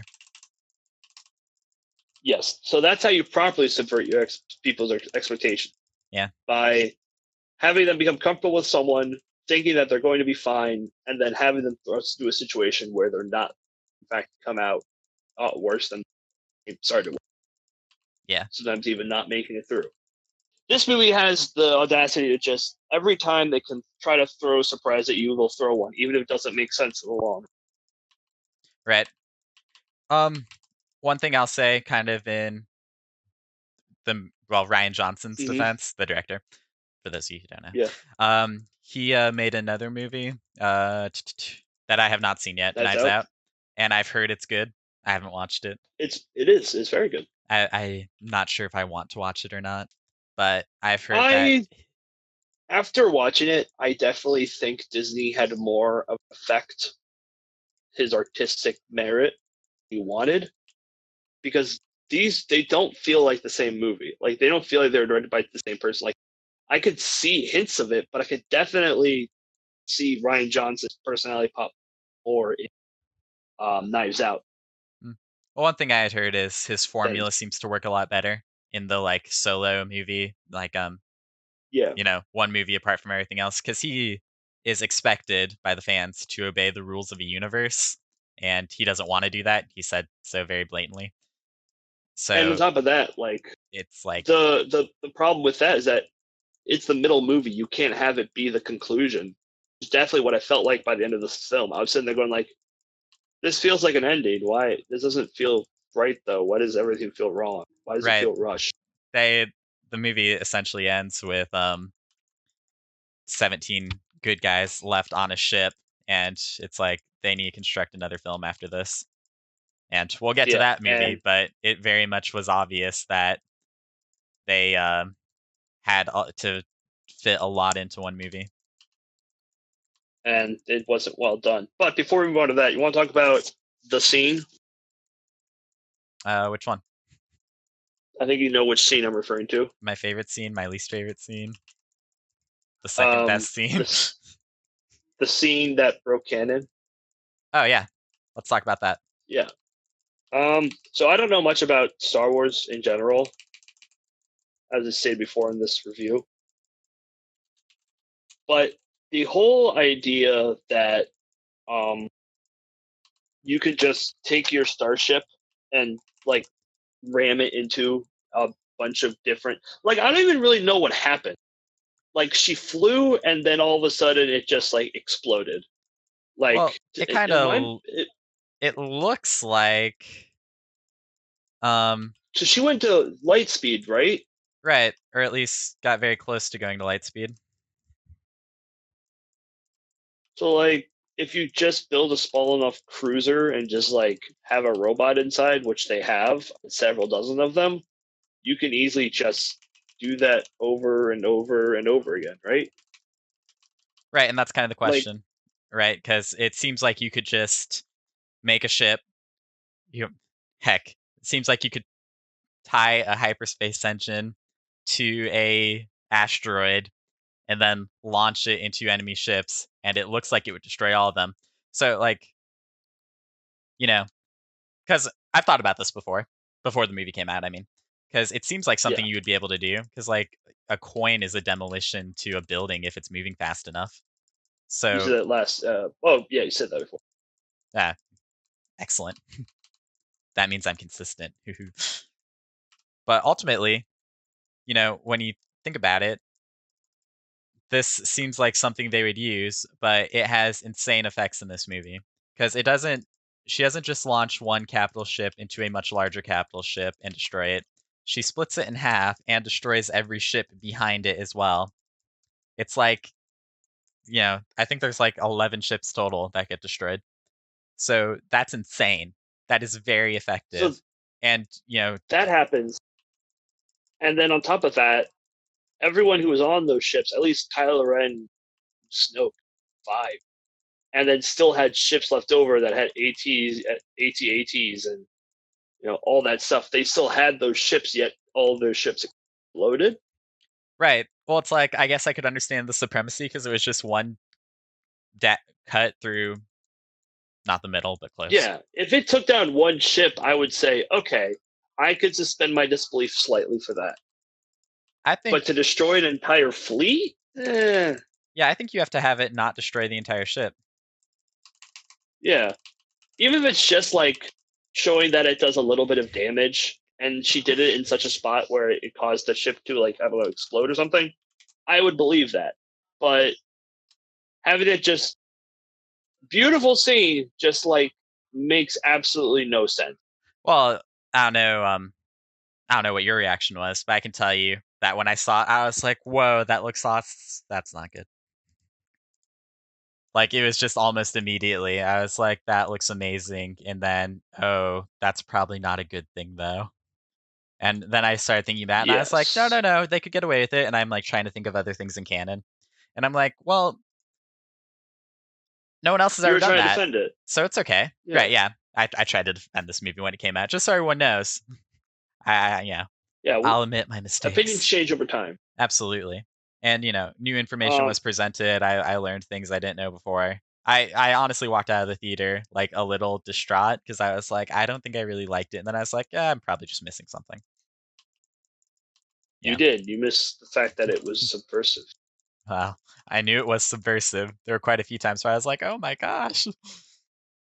But ultimately, yeah, so I'm watching and I see him do that, and I'm like, okay, well, I don't think they've ever done this before in canon, at least not that I know of. Maybe in the extended universe, but I haven't done enough reading there yet. So it seems like it should work. And then I thought about it more, and I was like, no, it's not good because if it can do this, then surely everybody would do this all the time. Yeah. Yeah. It would just become a suicide mission. But not Right. even that, because they just have robots. Like, it's not hard to create like a tiny BB-8 unit like that. Right. It's just simply, oh, I'm just going to create something that has just the capacity to just know that it's supposed to fly into something. Mm-hmm.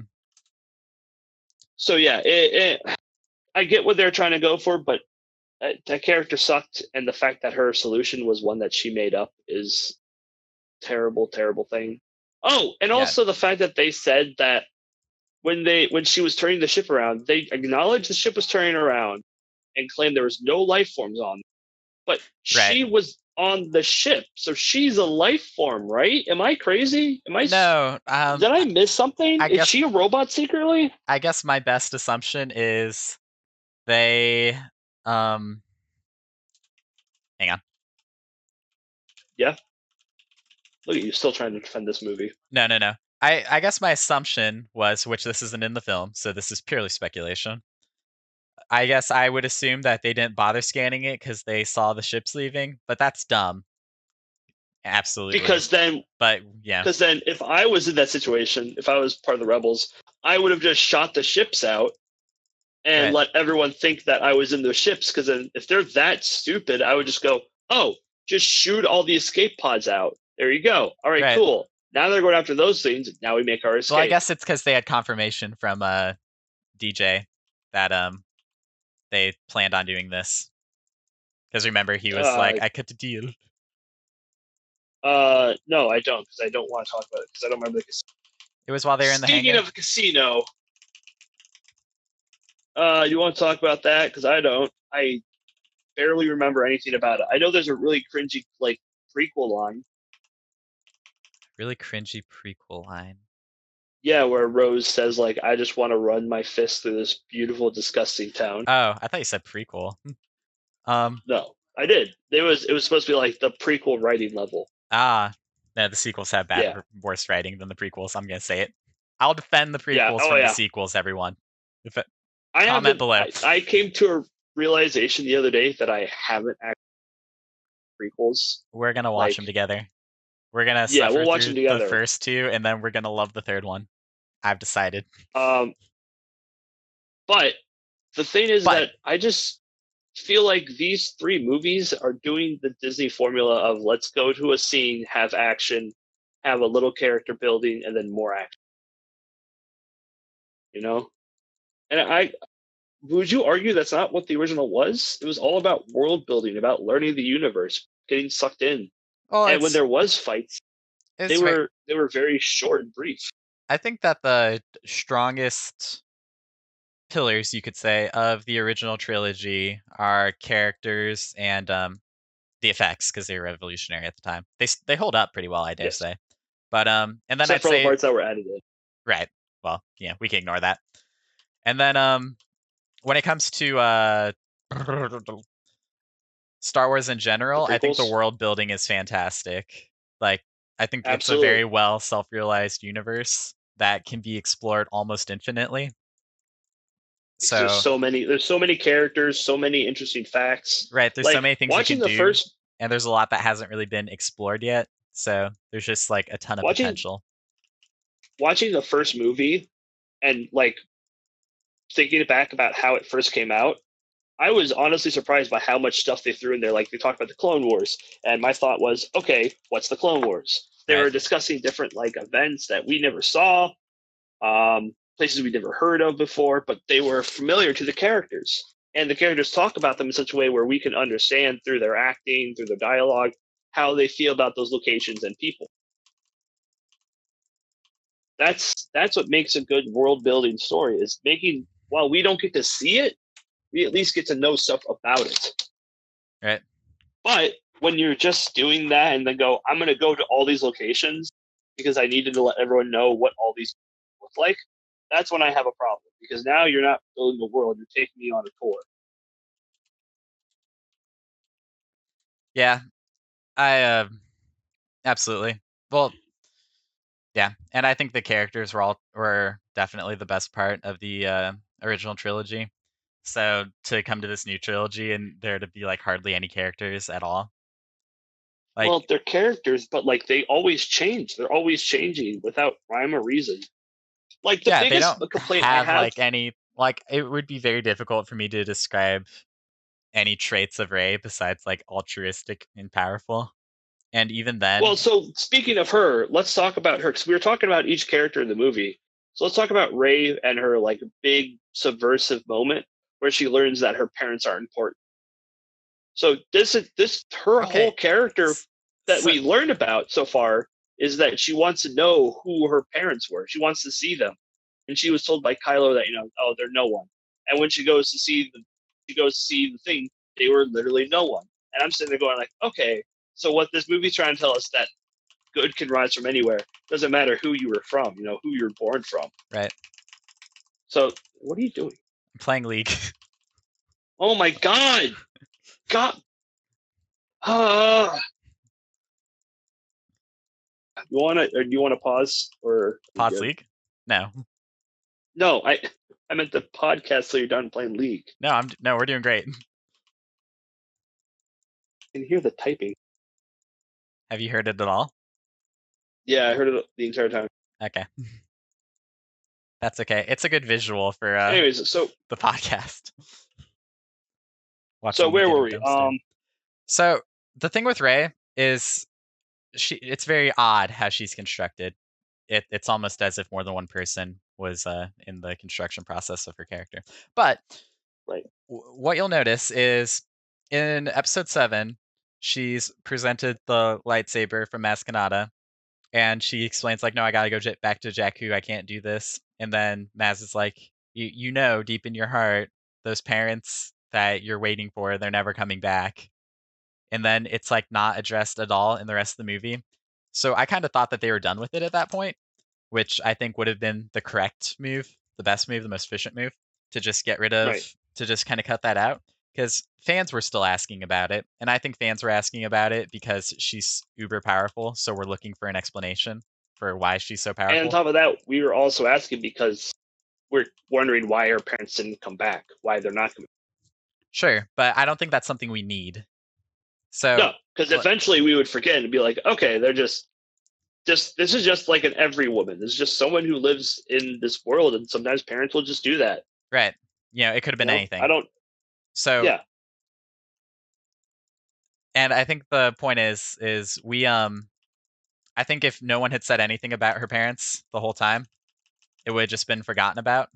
But it wasn't. They brought it back up in the next movie, and then in the next movie they choose to do nothing with it, which I think is a bad choice because I don't think it's. I understand the point that they're going for, but it doesn't work in Star Wars if we have this character that's super powerful for no reason. Like, pay attention to the original trilogy and like how much Luke fails and messes up. And he's the son of the chosen one. Like, he should be the top, if not like second to Vader. But he has never trained. He doesn't have the right training, the proper, neither all does that fun Rey. stuff. And even after he gets some training right. like on Dagobah from Yoda, Rey is still better than he was with Zero training. And on top of that, Luke left early. Yeah, but Rey didn't do anything. His friends were in trouble. Well, no, she trained, and then she heard her friends were in trouble. No. And then left. But what even training? her training was like bare minimum. What training? The comedy bit. Remember when Luke hit her with the grass? Remember that? I wouldn't call that training at all. That's him telling her. Remember when she was fighting the Rock? I do remember when she was fighting the Rock with a staff. She swung the lightsaber around. She did, and she messed up and almost killed some frog nuns. It was hilarious. There we go. Porkers. But yeah, no, I don't want to go around saying that I didn't like Rey originally, because I did. I liked the idea of her character, and I thought, okay, having a scavenger character would be cool.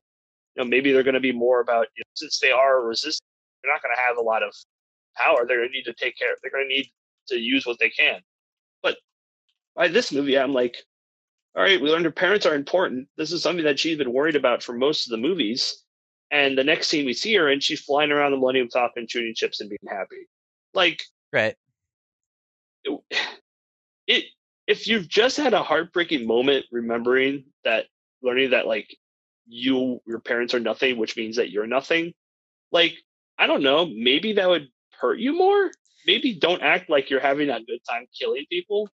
Right. There should definitely be a reaction there. Yeah, like, I don't want to see her smiling. She should be in pain. She should be like turmoil. Have her show that. Don't have her be happy fun time. It's the end of the movie. A big action scene. Woo! On a ice salt planet. Salt planet. Salt planet, that's right. With really bad CGI because they are lazy and don't want to keep consistency with the salt. Yep. Literally, that's Pat, put on the screen right now. There's a scene where I guess we're getting to the end of the movie. Is there anything else you want to talk about before it's the end? I don't want to talk about the casino. I really don't want to talk about the casino. There's just nothing to talk about. It's pointless. It's pointless. It's a waste of time.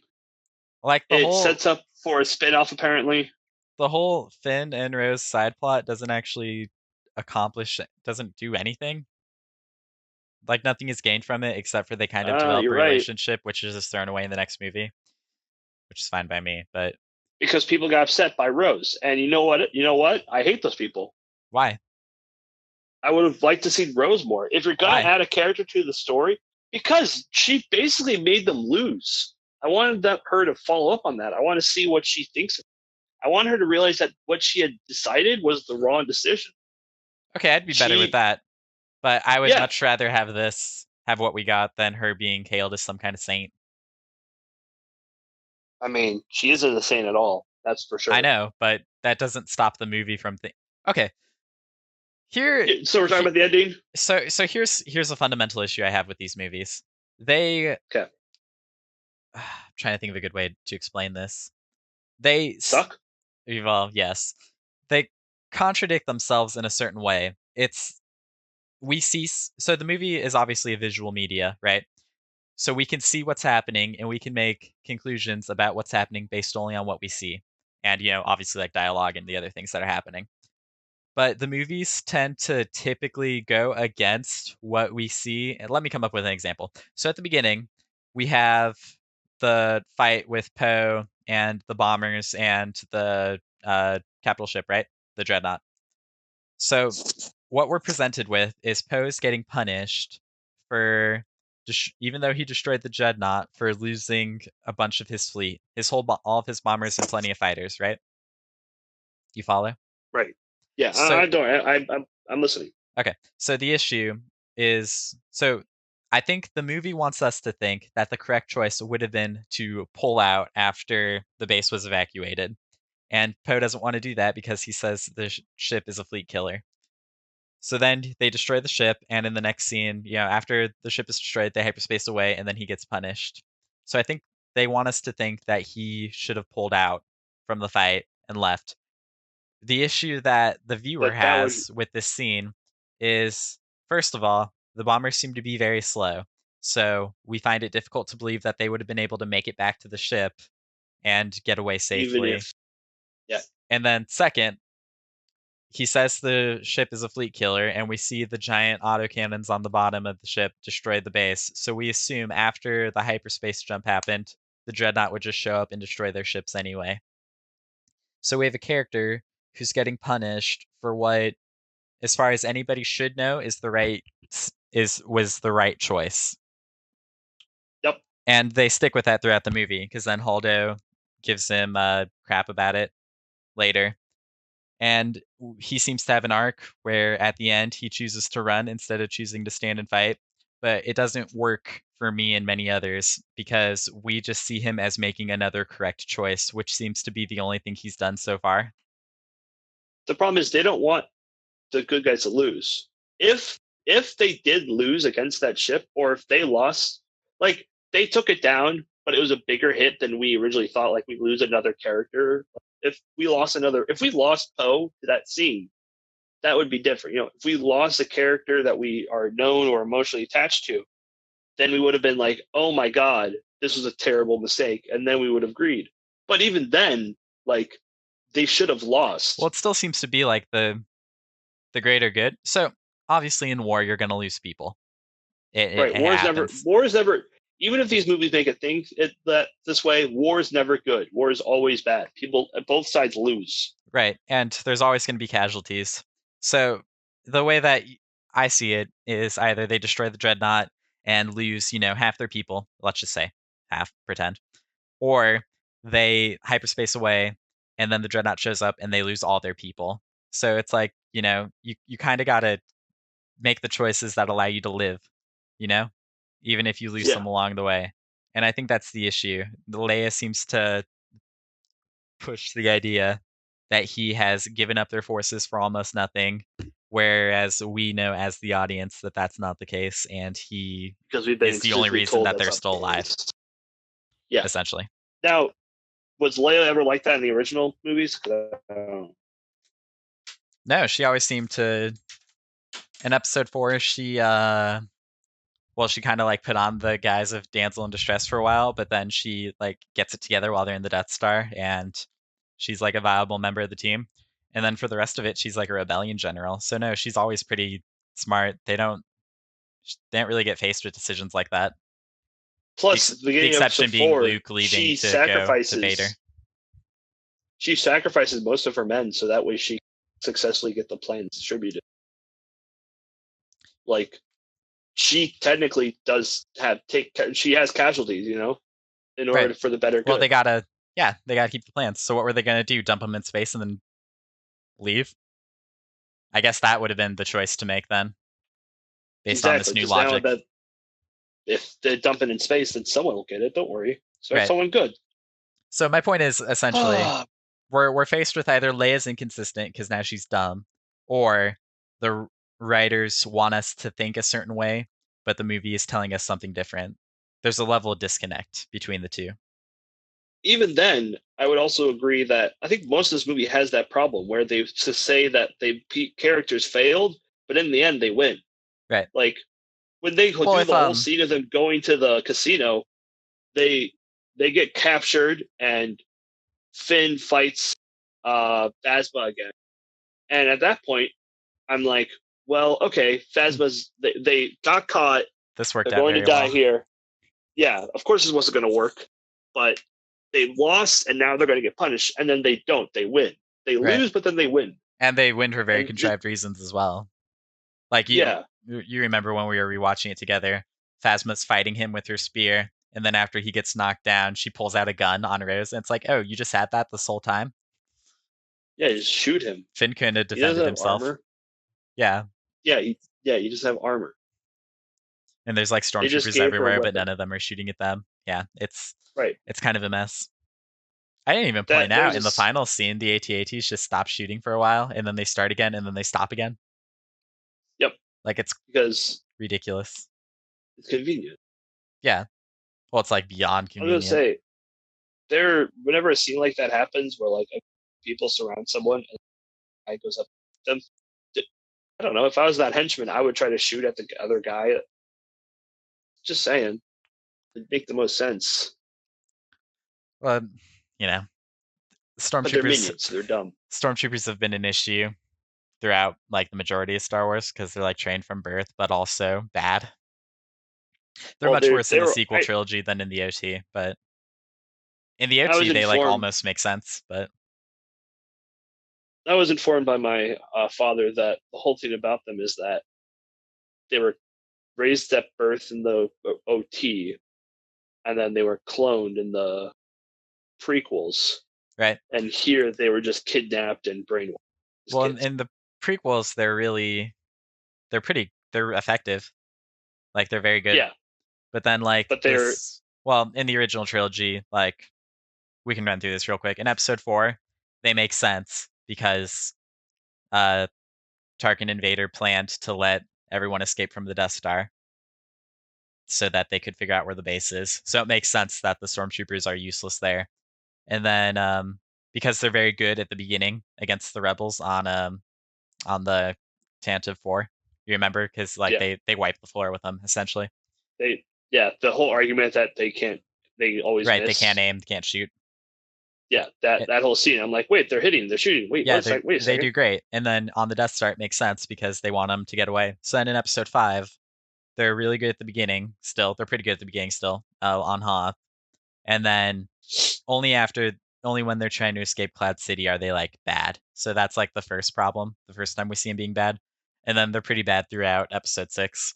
We didn't see him at all in the beginning. We see him at the end with the Ewoks, but I don't know. The Ewoks aren't good. It's difficult. I was going to say you can make an argument for Cloud City because at that point, like, there's a rush, or like when they have a plan and they know what to do, just like the simulation, they are aware of what's going on. But when now everyone's running around and there's betrayer and all the plans falling through, I can see how now they might freak out. But so I could agree with that. So I can make an argument. Discombobulated, you're saying, kind of like discombobulate. Yeah. Yeah. Okay, I gotcha. But I haven't seen episode 6, so in a while. They get beaten by a bunch of teddy bears.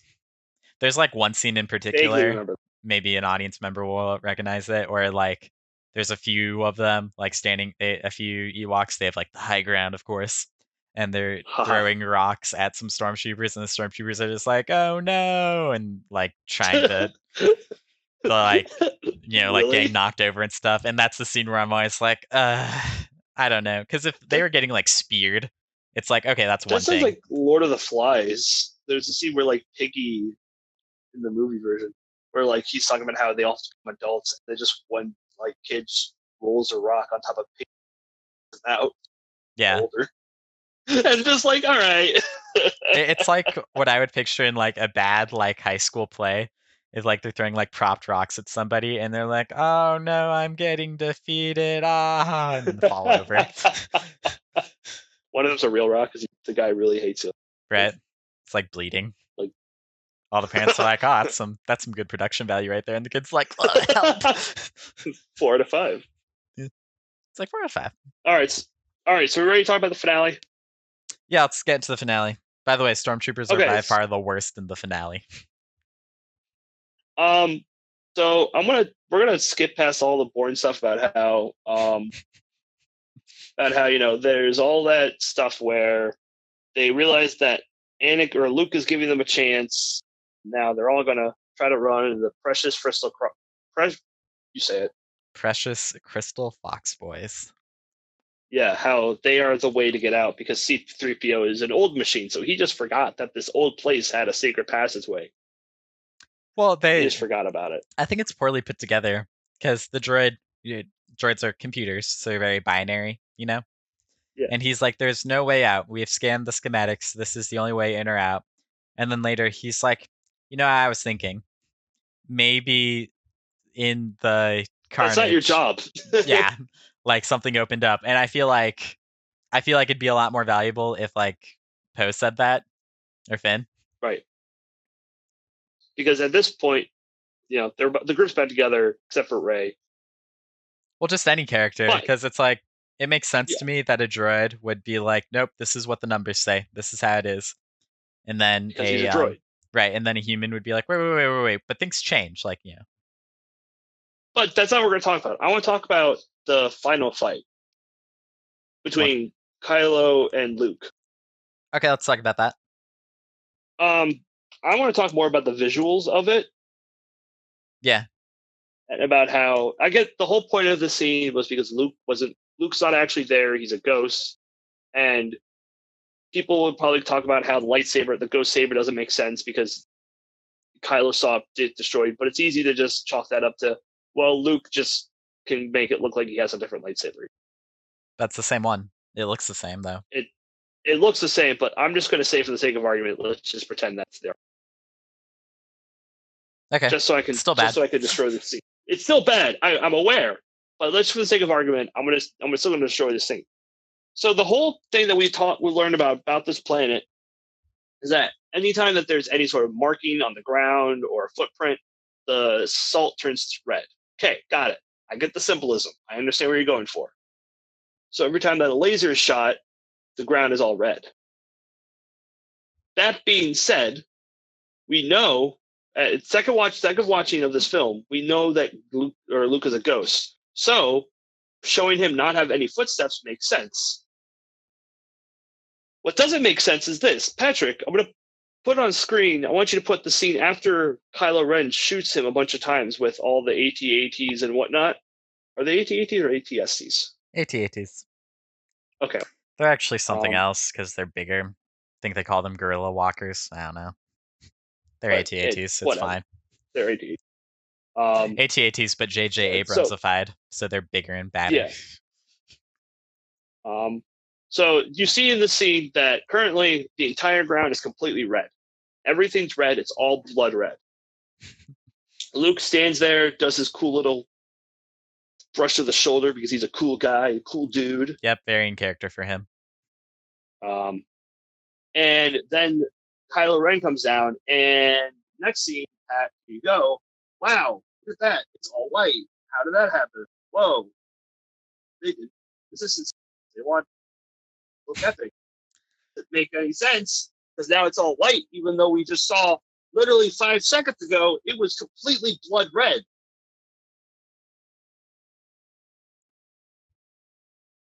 You know what? Yeah. I have it on screen right now. Yeah, thank you.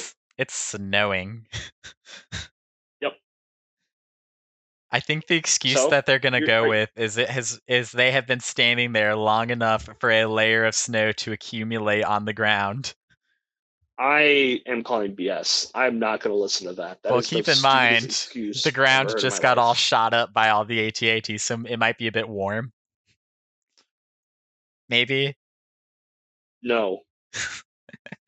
Okay, you know what? Yeah, let's do that. Let's use that argument. All right. So now there's a new layer of salt on the ground. So now whenever Kylo Ren takes a step, we should see red on the. Wait, no, Patrick, pull up this. I'm watching it right now. It's on stream. Don't worry. Where you, watch this scene where. Whoa, what's that? Footprints aren't being made. They're not kept consistent. Okay, so is this snowing every time Kylo Ren takes a step? Is that what you're saying? Is that? Yeah. It's really snowing. You just can't. Yeah, there's no footprints around where he is right now after he's been dancing around with Luke. Yeah. Nothing. And the point, it could have been a great scene if they did that. I honestly find that lightsaber duel to be great because it reminds me so much. They need to get rid of the other lightsaber because Kylo should recognize it. They need to fix the ground. Maybe if the wind wasn't blowing his hair, I think that would be good. I think that would be better. Oh yeah, because he's a ghost. Yeah. But and he shouldn't be because he's being affected by the environment. He casts a shadow. Like, I don't think these things should be happening. If he's just a ghost, yeah, no, it's at this point, it's just so that we can go, oh, it's a subversion of our expectation. Right. And it almost worked. We were so close. You almost had one where we all agree with you on this. Well, that's the thing I said about like Game of Thrones. It works because it makes sense the way that they subvert stuff. It lines up with the characters and with the plot and the world as we know it. The earlier seasons, everybody, just the earlier seasons. It doesn't make sense. But this doesn't do that. It doesn't make sense. They constantly break rules to get these payoffs, which if you're watching the movie with your brain turned off, it can work for you just fine. But unfortunately, I'm unable to watch movies that way. Yeah, because the point of a movie certainly not a sign of quality. And the reason I make all these arguments, I don't care what you say. I want movies to be good. I want them to be well constructed because I don't think someone should spend, 5 or 6 years making a story that's really good and airtight just for someone else to spend 10 minutes working on a story that's very bad and then for people to say, oh, well, it's just as good. A factory movie. It's just their creative vision. You can't diss that. Come on. It's just as good as the other thing. It's like, no. No, it's not. We should encourage hard work and consistency. Because a dog, just because a cat poops in the litter box, then also doesn't but then also poops on your clothes. You can't go, well, I guess that clothes is their litter box. That's not how this works. It's just as good. That's the same argument. It's no. I'd be very impressed if someone watched Lord of the Rings trilogy and then the sequel trilogy and then said, yep, they're about the same in quality. They're not. Nope. It's just frustrating, because this movie did have potential. There was a lot of stuff in here I liked. They all have potential. But as the film, except the last one. Well, as the film goes, the last one didn't have potential due to the merits of the previous two. Oh, hey, there's your Nike shoe plant island again.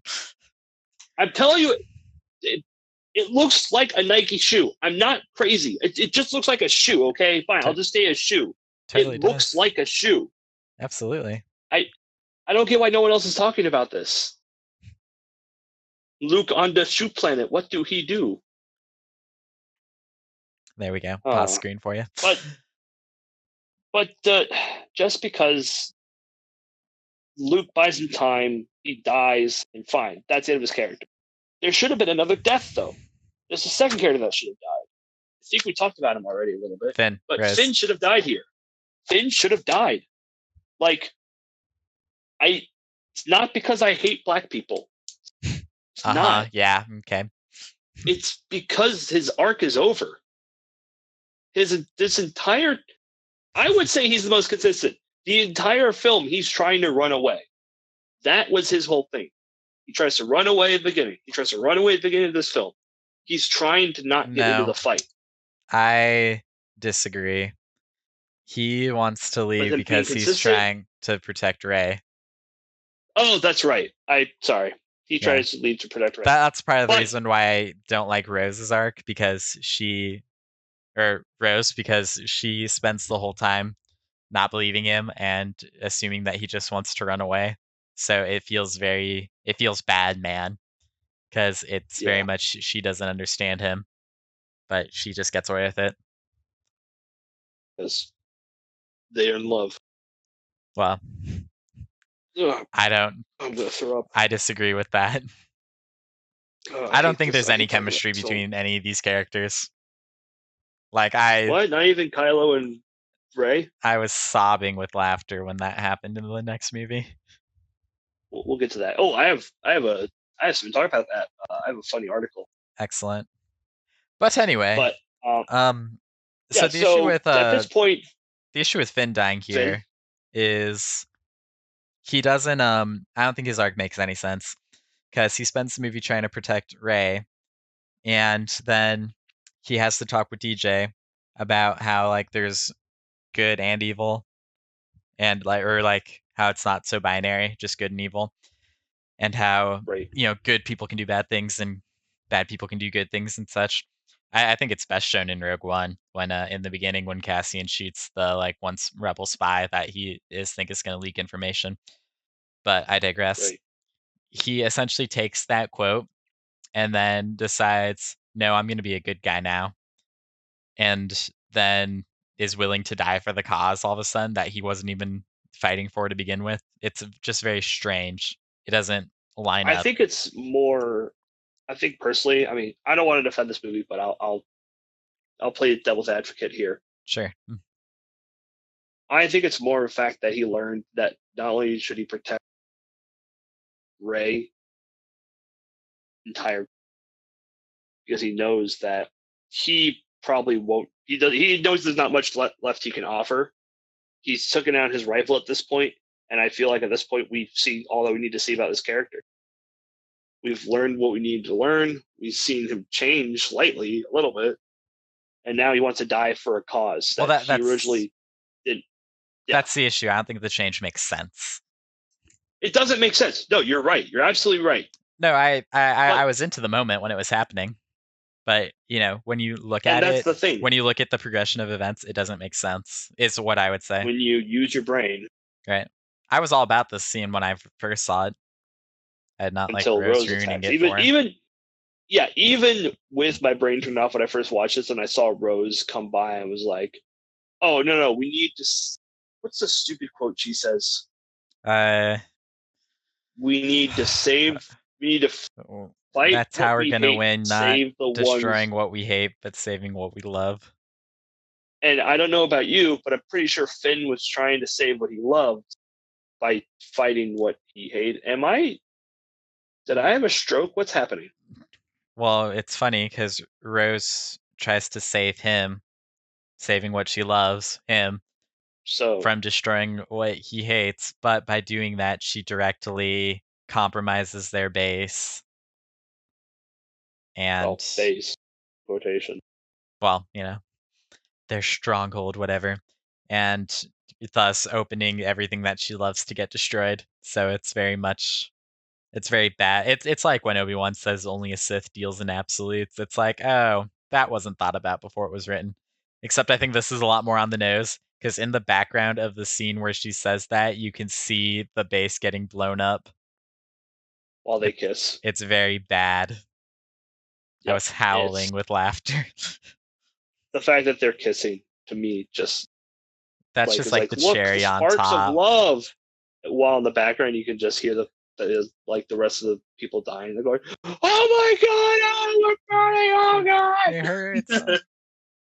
Also, when did they have time to set up trenches? By the way, is that not going to talk about? Maybe they were there before. No, because they showed us an outside shot and there were no trenches. All right, then you're right. That's bad. Yep. Oh, and can I share? Finn is driving his speeder into the laser. He's on his way. Yep. Okay, so there's like Yep. 8 of them or something. They're all going at once, right? And the AT-ATs are picking them off, and then they all turn away because they figure there's no hope. So Finn keeps going, and the AT-ATs keep shooting at him. Then it cuts away to show like reaction shots of the base getting, it's starting to get toasted. Like Leia's like, "Oh my god, it's happening!" All the Crystal Yep. Fox boys are scared, and that switches back, and obviously he's driving forward, but now no one is shooting at him. Which Well, they realize that he's insane. So he's gonna kill himself. But even so, it you're could right. work That's though. stupid. So that's another thing I've heard a few times that there's no way that Finn could have destroyed this laser. And I don't know, man. Like, do you know what happens if a pebble gets in the barrel of a gun? Like, No, there's oh, video of that. it gets ruined. Especially if it's trying to fire. Like, absolutely Yeah, just because it's you'll ruin a gun the doing whole that. point. The whole point of a bullet is that it goes through the casing, force down, and if there's something blocking the way, then bullet. Well, it'll just screw up your barrel immediately. That also is true Like because of the bullet mark. Yeah. So I don't like that argument. I figure it could have worked, but yeah, that we're talking about like trying to put real science into the fake universe. So if we assume it would have worked, then yeah, Rose just ruins it. And it's also odd that she catches up to him because she had turned around and was going away. And no, not only did she turn around, but she was parallel, caught up, perpendicular, and then turned. Yeah. Yeah. So, like, no. Also, they probably would have exploded and died because those ships look rickety and old. Like, right. Very lucky that didn't happen. Plus, the AT-ATs still aren't shooting.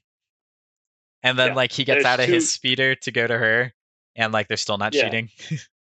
And then he apparently drags her all the way back to base, past Kylo and Luke, and they still don't shoot the whole time. My theory is the drivers were laughing too hard. They're like, they're like, look at those guys kissing. They're like, did they just kiss? What is happening? Wait, he's dragging her. Oh my god, is he gonna drag her all the way back? It's like miles. What is? Oh my god, look at him go! I would have. And then by the way, they were done laugh. By the time they were done laughing, they were too far away, and the drivers were all like, "Oh crap, man." I love the idea of like two, like of the leaders being like, "Haha, look at them, they're kissing." That'd be weird if we did that, right? Haha. Oh god. That's someone's fan fiction. I bet you anything someone read a fan fiction of just that scene. I'm sure. Also, Rose kisses him without consent. If it was the other way around, I feel like this would have been a problem.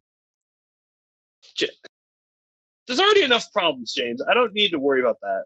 But then again, it's not like anyone who likes the sequel trilogy understands anything about love or healthy relationships, So before we talk about episode 9, I want to talk a little bit about Disney. Sure. I've noticed a pattern, and I think this is more obvious in this film than any other film. They don't rewatch their movies. Oh no. Like the most like glaring one to say that for is Ralph Breaks the Internet, where Vanellope basically goes turbo, but in the last movie that was a bad thing, And the fact that Felix says, "Don't worry, Ralph, I'll cover for you," also doesn't make any sense because, he's last time that he wasn't there, the game was shut down. So they don't watch their other movies. So it's inconsistent. Disney did this cool thing where they made everything that they didn't need to read or anything that they had to read non-canon. That way they can make their own story. But the problem is they didn't watch the original films. So by actively ruining the old stories and then coming out and saying, "Oh, but here's our new stories that we're not going to here's the stories that you know and love, but we're not going to rewatch them. We're just going to let you decide for us whether we should do or not." If you're going to make a new trilogy, you should have a plan. I just can't get over that. Right, there was just no plan. Well, JJ supposedly had a plan, but like Ryan was by no means forced to follow it, but she didn't. Ha ha ha. Pun. Did Did I? it? What was it? Force. Oh, Star Wars Force. okay. So this is the last episode of our podcast. Not yet, James. We have to talk about the last episode. The last episode. Episode 9. Episode 9. Episode 9. Before we talk about this, I have a story about this film. I went to go see it 3 times. Wow. I was not willing to give Disney that much money. Don't worry, I didn't pay for the other 2 tickets. Excellent. I went to go see it with my dad, then my dad again, with his friends, and then my friends. Every time it got funnier. Like, every time it got funnier. I'm glad you're enjoying it. The third time was the best time because when we went to go see it with one of my friends, they fell asleep. I can see that. Like in the middle of the movie, they just fell asleep. And at the end of it, I turned to him and said, "What do you think of the film?" And he said, "It was amazing." Oh no. Is that how they do it? Is that what you're supposed to be like when you go see films? Asleep? Am I crazy? So brain dead you just fall asleep? Hey, if you're watching this, my friend, hey, listen, love you, man, but come on. Don't. Oh. We just sat here for the past 2 hours talking about the other 2 movies. I cannot wait. Let's dissect this film. Let's do it. Let's get broken, James. So we'd like to start off by talking about the intro. I'm pulling it up right now. Yes, let's start by pulling up by talking about the intro. The dead speak. The dead speak. Oh my god. The dead speak. What a stupid opening line. You know, on the cam version of the movie, they say deaths are speaking, which is way more fun. I never really read the title card because I don't really find a reason to, because I could pick up together what's happening without reading it. So I went to go use the bathroom, and I come back, and my dad's like laughing. I'm like, "What's up?" He's like, "I'll tell you later." And he explains to me that's the opening line. At this point, I've already hated this movie. Yeah, so I'll screen share with you too, just so you know what I'm showing on screen. So there you go. Okay. The dead speak. It's muted. It's for copyright reasons. Right. Why is revenge capitalized? Do you have? Because it's an important word. One of the other movies was named Revenge. Got a full capitalized names and important words. I'm like glazing over this. I can't even read this. I want one thing I want to share also in the cam version, because it says, "Meanwhile, Supreme Leader Kylo Ren rages in search of the Phantom Emperor, determined to destroy any threat to his power." I want to share that in the cam version, it translates to "Kylo Ren is angry," which I think is a much more accurate representation of what's happening. Now, the next scene, like the first scene of the film. I was very excited about this movie. I thought maybe Kylo Ren would straddle the line between light and dark again, and maybe this time, get ready, maybe he'd have to actually commit to a decision. Mm-hmm. Oh, wouldn't that have been amazing? James. It actually was amazing. We just didn't get to hear him say anything afterwards. Oh yeah, that's right. He doesn't have any lines to do. So I've already waxed lyrically about my hatred for anything slow motion. I feel like it's a cop-out way of insane. Yeah, I was thinking about that. I don't know if I would agree with that every time. Not every time, but most of the time that is the case. Like if you want to show like in the Matrix, it's done super well because those are like life and death moments. I have never seen fully the Matrix. From the clips I have seen, the fight scenes are fantastic, and the fact that the fact that McMuffin, sorry. The fact that like they use slow motion and have like a bunch of cameras following the mocap, like having cameras at all angles of the scene in order to show the slow motion effect. That's well done. This is sloppy. I agree. It's just quick cuts of him attacking. We don't get to see the damage, which may I remind you, that's my problem. Okay, let's talk about the MacGuffin. Why is it made? What's Wait, the reason for its existence? did you not like Kylo Ren doing a moonwalk into an enemy?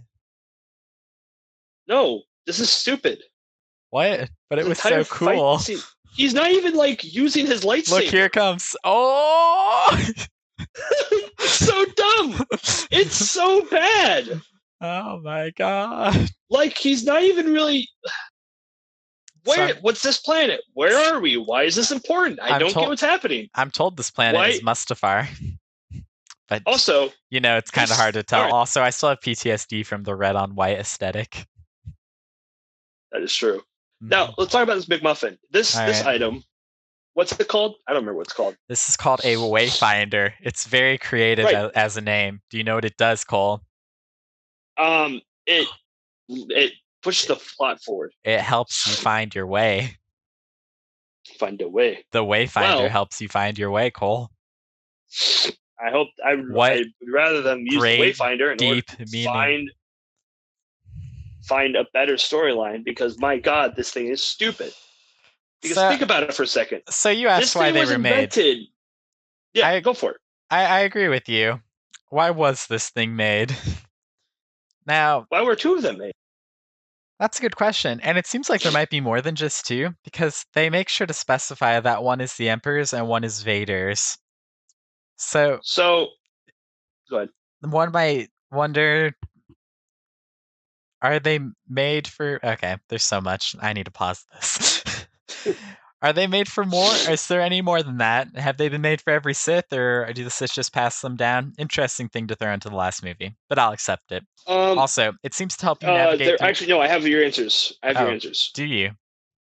Yeah, I watched a video on these, actually. Ah, excellent. I love it when I have to watch third-party resources to understand the movie. No. He disintegrates the whole reasoning behind it, but I can give you the excuse Disney made. Oh, okay, I'll hear the excuse Disney made. Apparently, every Sith leader has, the second person that they have. It was an apprentice. Palpatine, an apprentice. Gotcha. I know that's not news breaking to you, but that's to me. Okay. When I wear this thing. Yeah, there's a rule of two to prevent the Sith from forming an empire and then it collapsing while they all try to achieve power. Darth Bane created it thousands of years ago. I'm not necessarily a fan, but yeah. Well, you can see why. But there you go. The idea of the Wayfinder is that every Sith had one. Every Sith ruler had one. Like the two, the apprentice and the other one. They all had it, and it was passed down generation by generation.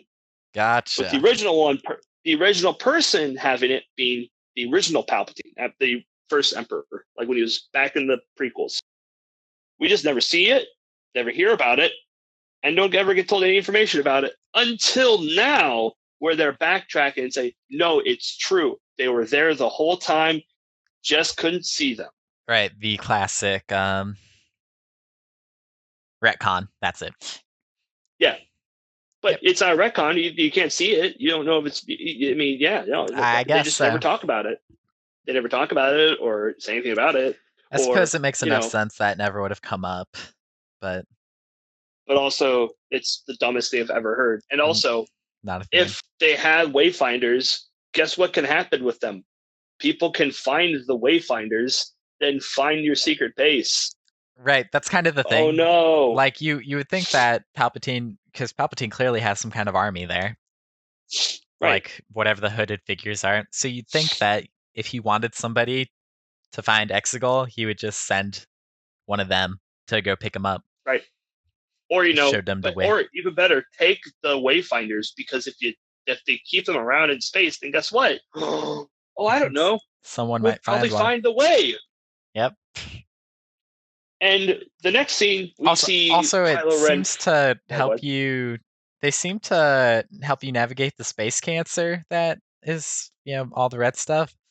But it only takes up one area. James, the movie's called Star Wars. Well, it is. What are you trying to say? It's called Star Wars episode 9, James. Not space cancer. What? It's called Star Wars Episode 9, James. So why can't I say space cancer? Because that's the alternative title. Okay. The button on Plex to move me back 10 seconds is moving me forward 10 seconds, and I don't know why. They don't want us to watch this movie, James. I guess. But so wow, oh my god, the planet's red. Oh wow. I like how whenever they want to make something big, they just make it so big that it covers the entire screen, by the way. They do that a lot in these films where Yeah, something will be big enough where it just fills the entire screen. They go, no, it's really big. it does look like So yeah, Mustafar. I so will. all of this right here, like when he's flying through, it suggests that only smaller ships can fly through, Oh yeah. which is then actively keep canceled that out. in mind. Yeah, no, it's dumb, it's stupid, Well, he and seems you also to. need the Wayfinder in order to get that. Well, I was kind of under the impression that the Wayfinder like helps you navigate the cancer, which seems to move. So it's like an ever-changing thing, but the Wayfinder for some reason knows that. But apparently not. Apparently, as we find out later, you can just draw a map. Yeah, just like because that's what. So Ray at the end of the film finds the Wayfinder, and then starts send messages to everybody, being like, "Look, that's where you go. That's where you go. That's where you go. That's where you go."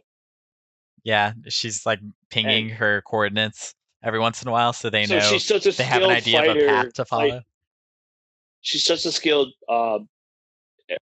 pilot that she can not only can she fly the ship, but she can also ping people while flying through all the space cancer. What's another issue I have?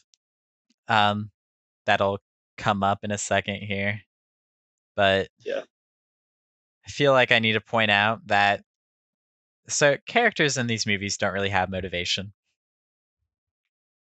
No, they do. It's the plot. Ah, yes. Whatever the Well, plot wants them to do. one thing that the movie made sure to do, one thing that Seven seemed to do, is ascribe Kylo some motivation. So, and all we really get on it is him looking at Vader's helmet and him saying, "I will finish what you started." There's a couple issues here. When he comes here, the Emperor talks to him in Darth Vader's voice and says, "I've been every voice you've heard inside your head." So I feel like this should shatter Kylo's worldview, because he seems to have been fighting for a thing, and he now knows it was fake the whole time. So Yeah. you think that And might he's make also him been question what he's doing? But no, he just goes right back to it. And then the other issue also is that this also tells us that Anakin has kind of abandoned his family for some reason. Yes. I don't know. Well, He died. yes, but he's a ghost. His ghost died. No. His ghost died. No. Yes. The ghost talks to Rey later. Nope. Rey was just insane. She also heard another girl's voice that was a Jedi. That doesn't make She heard a lot of Jedi voices. Some of them were girls, yes. No, they don't exist. Rey is the first. No. What about Ahsoka? Who are you talking about? What about James, all Luminara and Aayla Secura? Okay, but I actually don't know who those people are. What about Shakti? Okay, you lost. What do you mean you don't know who they are? They're all sexy girl Jedi aliens. Oh, is one of them the one who has like the hair, like the two strands of blue, like ear hair?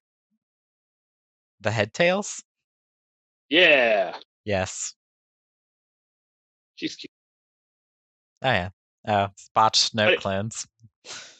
Yeah. So yeah. By the way, they try to like go like, oh, by the way, so in the last movie, the guy who wrote my story ruined everything by saying that he was no one important. So I'm going to make him important by having him be clones.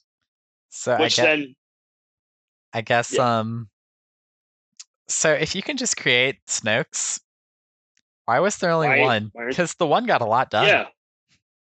Like he was pretty efficient. Yeah. Can you imagine if there were two? Like, holy cow. Oh my god. Imagine if there was 5. Oh my god. Like, there's no way. They would. Also, can you just clone things to have tons of force power now? Because that was kind of a thing in one of the other The Force Unleashed. They're all like, you cannot clone a Jedi. It does not work. Because like the Force doesn't allow it. But in this, they're just like, oh yeah, I'm just spitting out these all-powerful supreme leaders left and right. I guess. Yep. It's good. It's good. I suppose also, the movie probably wants us to believe that that only one actually worked out, but I don't know, man. It's like, and it's also you like make Alien one, Resurrection. Just if you make one, snips. I don't know, you got a template. You think, I don't know. He's been gone for 30 years. Like, is this all the farther you gotten? Also, with the whole 30-year thing, that means how, like, I don't want to talk about this, but I feel like it needs to be brought up because I just hate this. We're going to talk about Ray here, Okay. and the sudden reveal of who her parents really are. There's still no one except for the fact that her grandfather the entire time is none other than Han Solo. I'm kidding. I'm joking. It was Palpatine the whole time. yeah, Do you want James? How old was Palpatine in the original trilogy? he's Just an give me a rough old estimate. he's an old man. And I don't care what year or like the time period these movies take place in. No amount of a blue pill will make you ready enough at that age. You know. I mean, he has the Force. No. I don't even think the Force can do it. And my next question is, who did it with him? Like, who? So, like, I don't get it, James. I don't want to ask these questions. But if the film is active, he's a very rich chancellor in the prequels. I mean, surely. So, all right, let's take that logic then. James, tell me a little bit about how old he looked in that film. How old is he? He's up there. Yeah, so he's still up there. So then, how long does then the prequels happen? How much time is in between the prequels and the first movie? 20 years. Episode 3 to episode 4. 20 years. So about 50 years. Okay, so 50 years. Well, we're talking another probably 10 between the original trilogy alone. So let's call it 60. So 60 years. Okay. So Ray's parents grow up. They look to be about I don't know, let's say 30 in this film. Sure. So that would put Ray at around 30 as well, right? Yeah. So she looks like a teenager. She looks closer to 20, 25. Yeah, but it doesn't make sense. Like, I don't want to. So then, why didn't her parents if you are the offspring?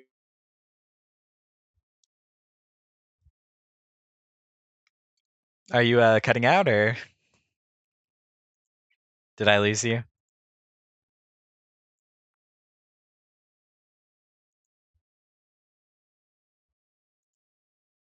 Hello? No. Well, so much for that. Everyone, comment below your favorite color. And give a good reasoning why, because this needs to be a discussion, okay? I actually really like this scene. It's just kind of like a camaraderie between. Oh, hey, you back? Hi. Yeah. Hi. What the? Oh, I was just talking to the stream. To lovely people. Oh yeah, to our lovely viewer. How is that man a mechanic? What does he doesn't have arms. Yep.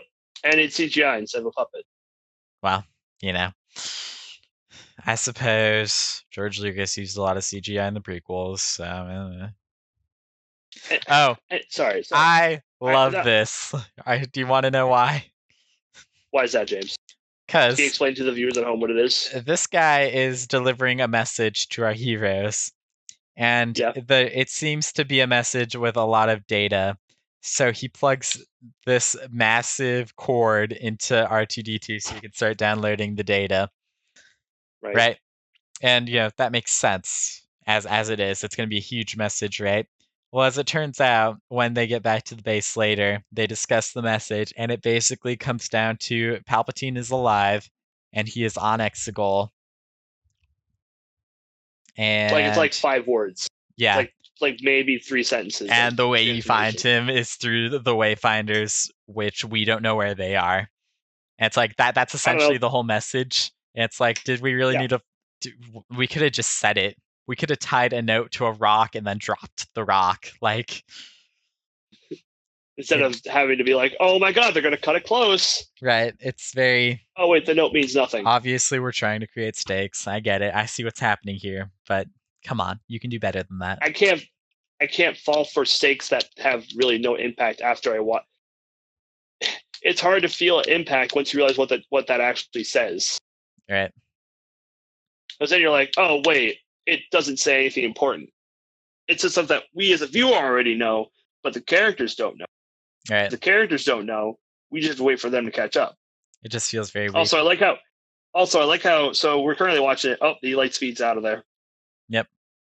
They follow it. Yep. Remember in the last movie, in order to follow somebody through hyperspace, you needed like a breaker, like a whole tracking room.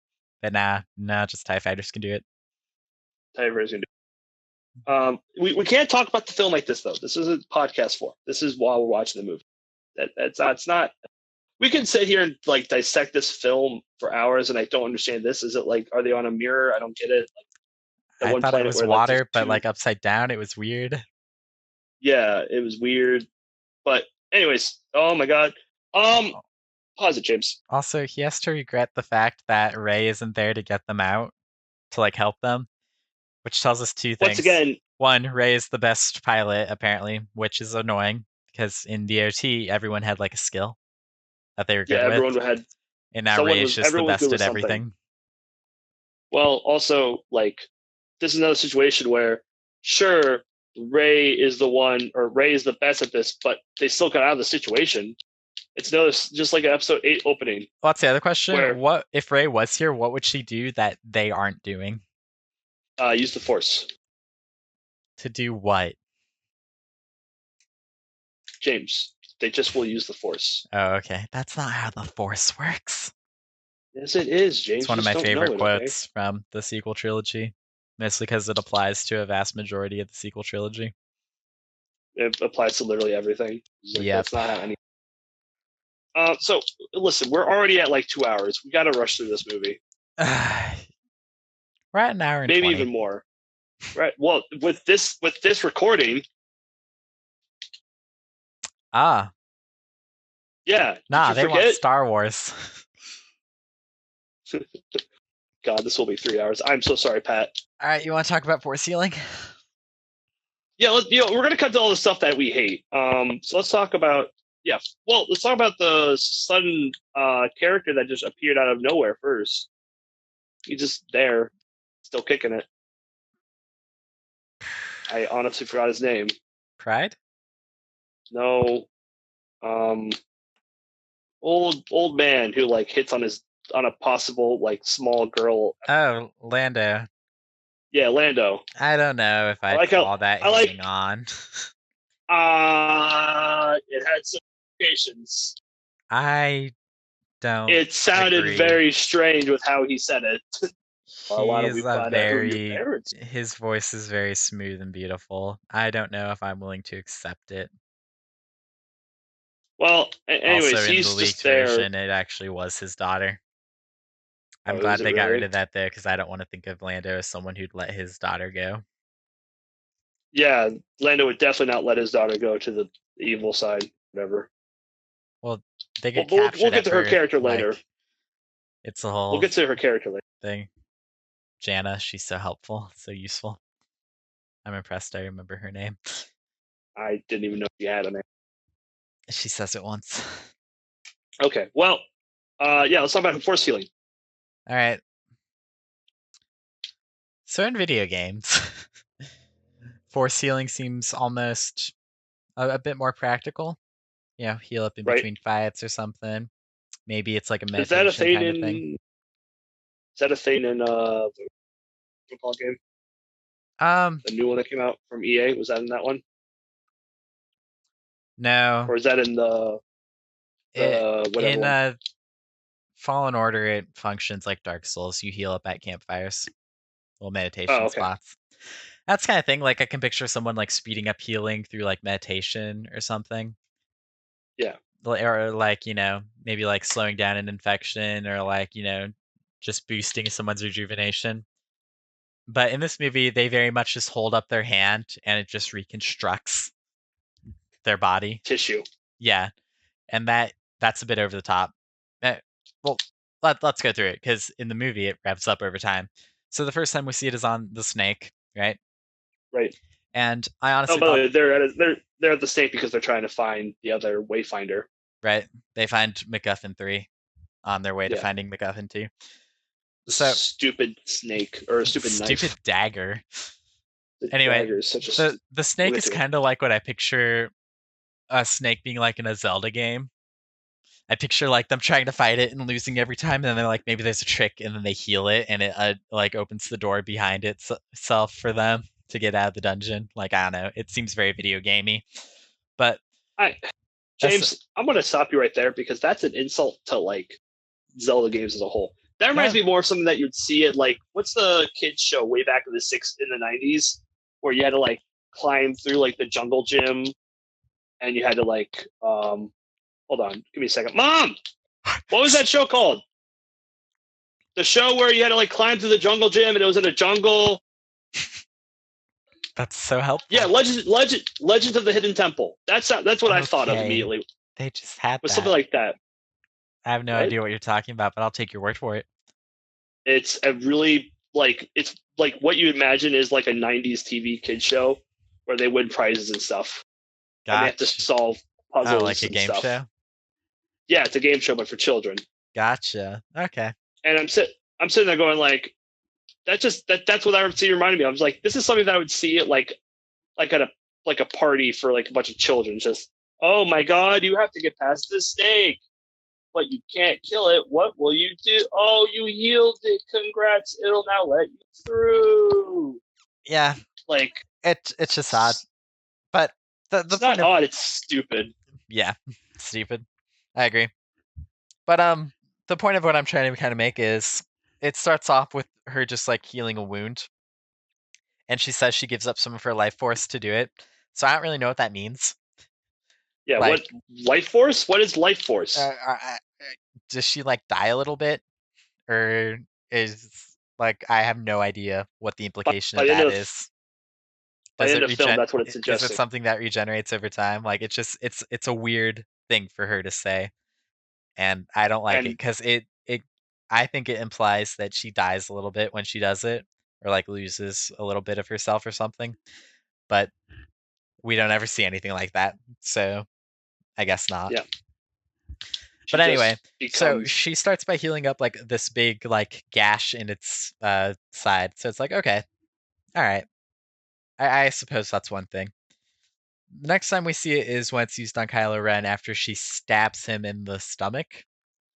So Does and she or yeah, she does. Yeah, well, it's like through the torso. I guess not really in the right. middle, but But I'm sure she still, hit it's a something. lightsaber stab. It's a Right. lightsaber stab. Like I don't care who you And are, it you're is not coming back with a straight through lightsaber him. stab. Yeah. So then she heals that. So it's like, okay, we went from a wound to a mortal wound. So that's not good. I don't like that. And then force healing gets used one more time. And is to bring back somebody who has just died. Yep. And then they kiss, and they're like, "Well, no, he's back long enough for a kiss." Oh yeah, and then he just dies. I figured he Yep. was embarrassed that he had to kiss Rey and then just killed himself with the Force. That I know. That's actually Adam Driver died. Oh no. He actually Imagine died there. losing that great of an actor to Star Wars. Imagine that being what he remembered for, not Marriage Story. Go watch Marriage Story, by the way. He's fantastic in that film. Or girls. What? Girls. I haven't seen. Eh. Yeah, put that on the list. It's got Adam Driver in it. Got Adam Driver. Yep. Besides his nose, he's very handsome. You can work the nose. I think he works, but it's still funny to look I at. don't know, it's funny. Some pictures of him look very good and others do not. Like the whole scene where he's all wet with Ghost Han Solo, it's just like super bad and obvious. I could show you on screen, but I don't feel like it. I want to actually talk about that scene. We're kind of all over the place, but that's kind of the pace of the movie. If we're going to be completely honest, That's fair. It's thematic. Yeah, if you guys haven't noticed, we like to be very thematic with our reviews. Yep, Like we that's what started we this are. review talking about characters, and then we ended it by just going bullet point by bullet point. Yeah. Definitely how I picture the trilogy. So, Han Solo and Kylo, right? Yeah. I have a couple issues with that. Do you want to go first, though? I do, because I'm going to praise it. Okay. Because I think it's the one scene out of like out of everything that I've seen in this new trilogy, that was the one time where I sat there going like, oh my God, there was potential. Because at this point, Kylo's basically lost everything. He lost the other Wayfinder. He lost his chip. He lost Rey. He was trying to get Rey the entire time. The reason for it's stupid, but basically he's nothing. At this point in the film, he's lost everything. His mama and his dad. Yeah, and he realizes, oh, the dark side basically has ruined my life.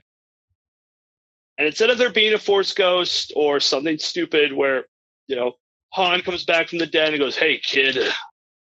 He does that, but it's not a ghost. It's just a memory. It's all it is.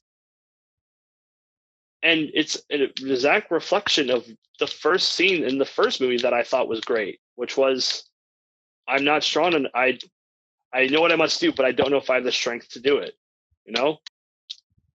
It's a powerful scene. And when you have that scene compared to everything else that was in this movie, it's upsetting. Because to me, at least, there's potential, Or are you going to disagree? No, I'll agree. I think there's a few things in this whole trilogy that had plenty of potential, but they just did nothing with.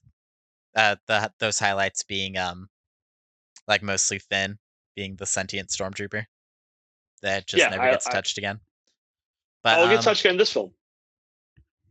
I wouldn't go that far. It gets touched, and it's just more of the same. It's just another sentient stormtrooper happy to kill all these other stormtroopers. Oh no, not just one. It was an entire army. Remember? Yeah, that's what I said. Well, I don't know. There's a group of them. No, she says that. Over the top. That is a line. She said there's a whole platoon of them just decided not to fight. And I don't know about you, but if my entire platoon did that, okay, cool. You are now being killed for anarchy, Anarchy? Or whatever the word is. Well, I don't know. Did they kill their leader? I don't remember. I think they killed the leader. But the fact that we don't remember is kind of... They all left either way. I don't know. Yeah. It's just weird. They have one scene together, and then that's it. Well, I wish they got to see more of this. Where they actually talk about it. Yeah. I don't and really then they go right back to killing more stormtroopers. Right, because they... Gotta have our wars in space, You gotta have conflict, and you gotta have fight scenes. Yep. You just have to. It's the law of Star Wars. There's Go ahead. There's no character development in the other film. Just fight scenes, remember? Remember the fight scenes? For the memes? Hello there? Terrible fight scenes. Watch Shadowversity's video on the throne room fight scene. It's great. The what fight scene? The throne room, with all the red guards. Oh. Kylo and Rey. Yeah. We didn't really talk about it because I didn't feel like... Other people can talk about it better than I can. Yeah, we could all just say that seems bad. But... It is very awful, and I do not have the software I would like to have to break it down. I will say this, though. There is an equally bad scene in this movie, and that's the finale.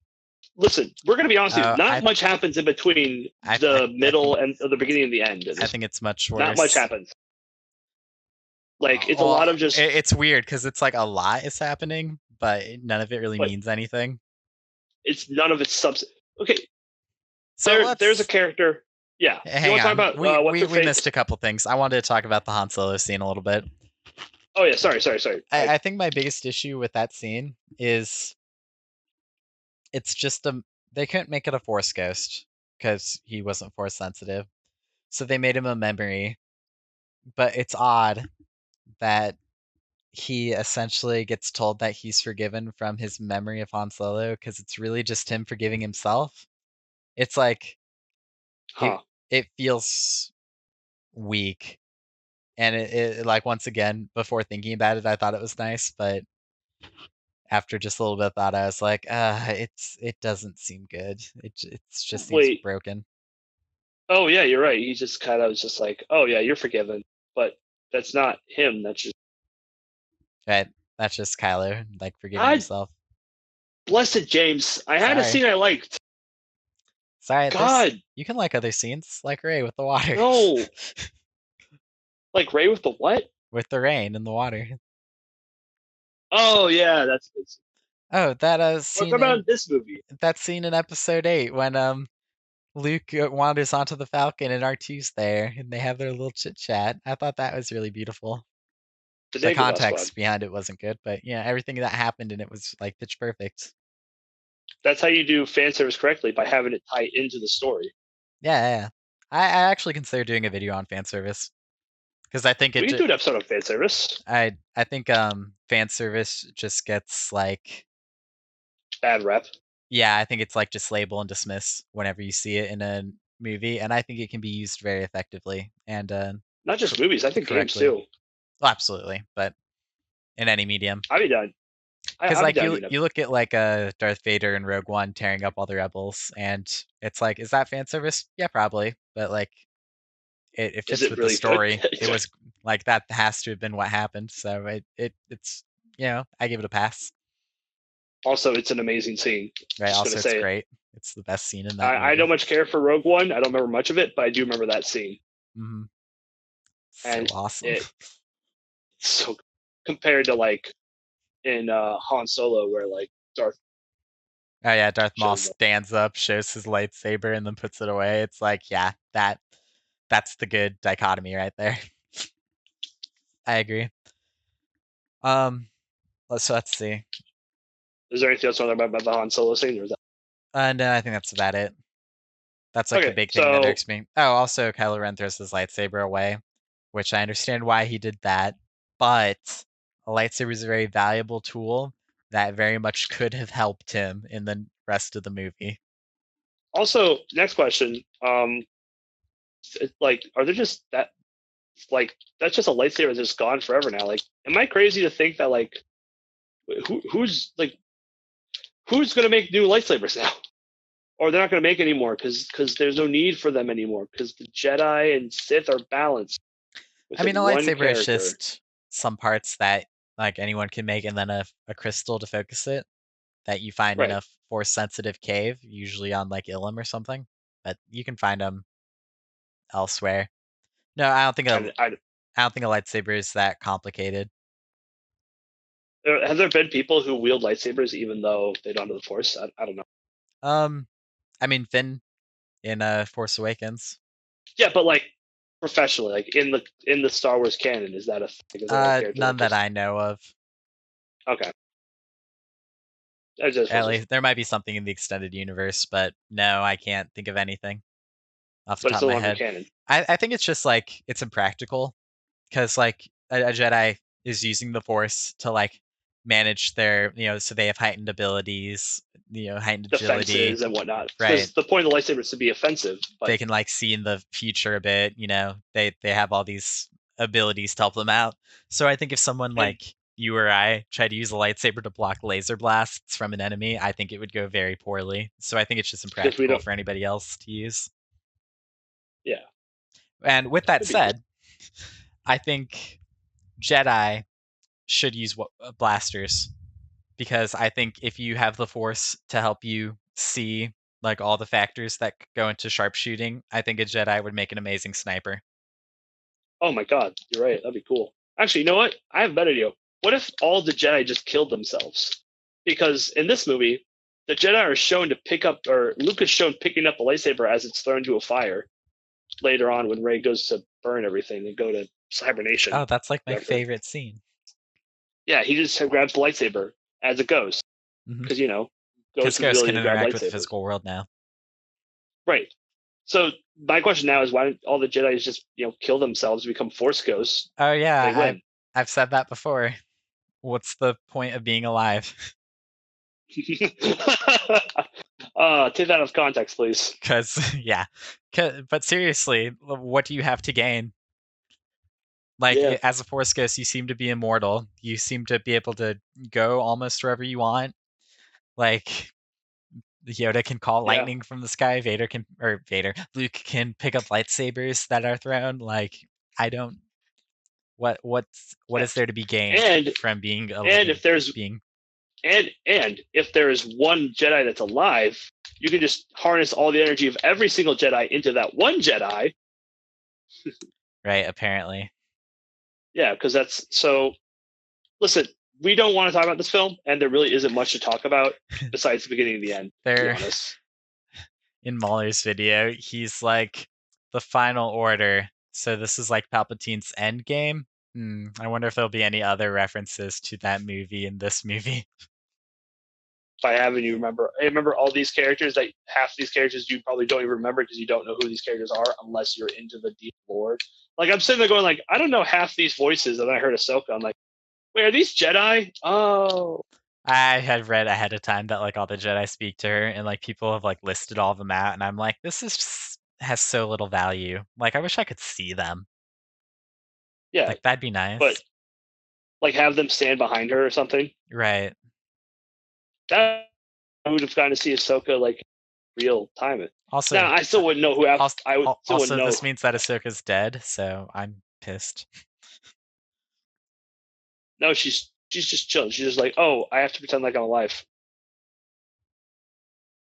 Dead? or dead. Yeah, sorry, but Okay. I don't know. I don't know what happens to her. Haven't caught up on Clone Me Wars neither. in forever. She's not died yet, but apparently she's going to be in season 2 of The Mandalorian. So, also The Mandalorian isn't good, by the way. Cool. It's not nearly as bad as this trilogy, but it's not very good. Yeah, I felt that too. I was like, huh, okay, Baby Yoda, cool. Is that all his Baby mom offers Yoda's me? so Cool. cute. He is the redeeming quality. The only one. So yeah, this film isn't good. It's terrible. It's bad. Quite There's nothing I can say about it that's awful. enjoyable. I mean, it looks good. Looks and sounds good. But I hate to be that guy that's on a record, but it's by Disney. I expect that.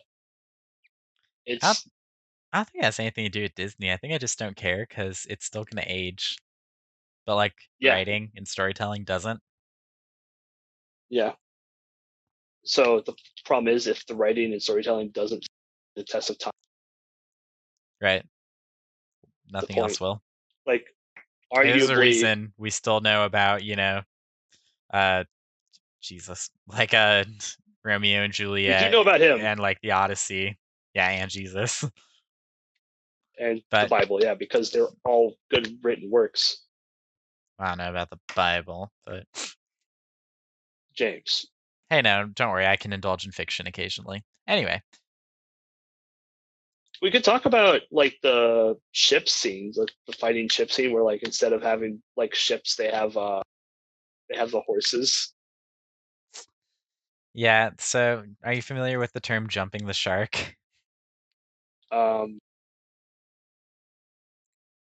It comes from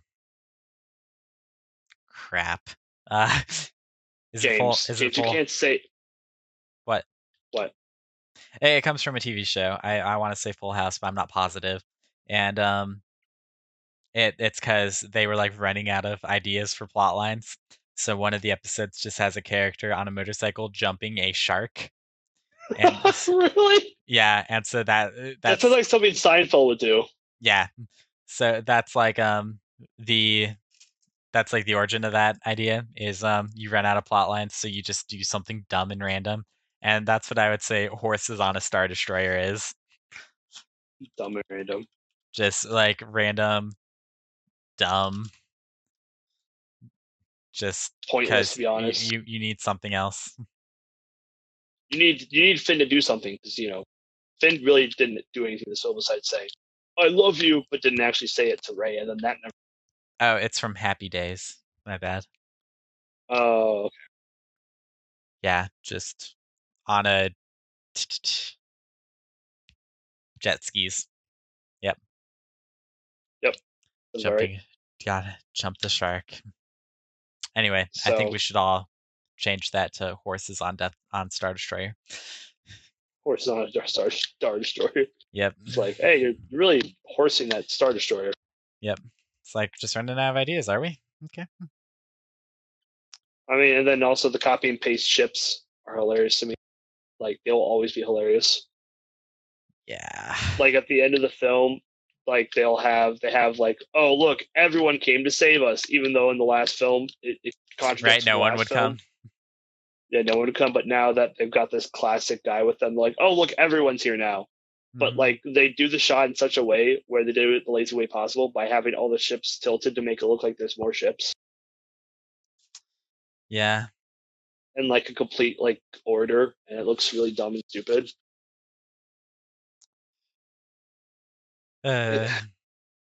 Sorry guys, we're burnt out. This movie's just It's so unfortunate. yeah. It's just listen, like we don't want films to fail. So much of it seems like lazy and incompetent, and that's very Right.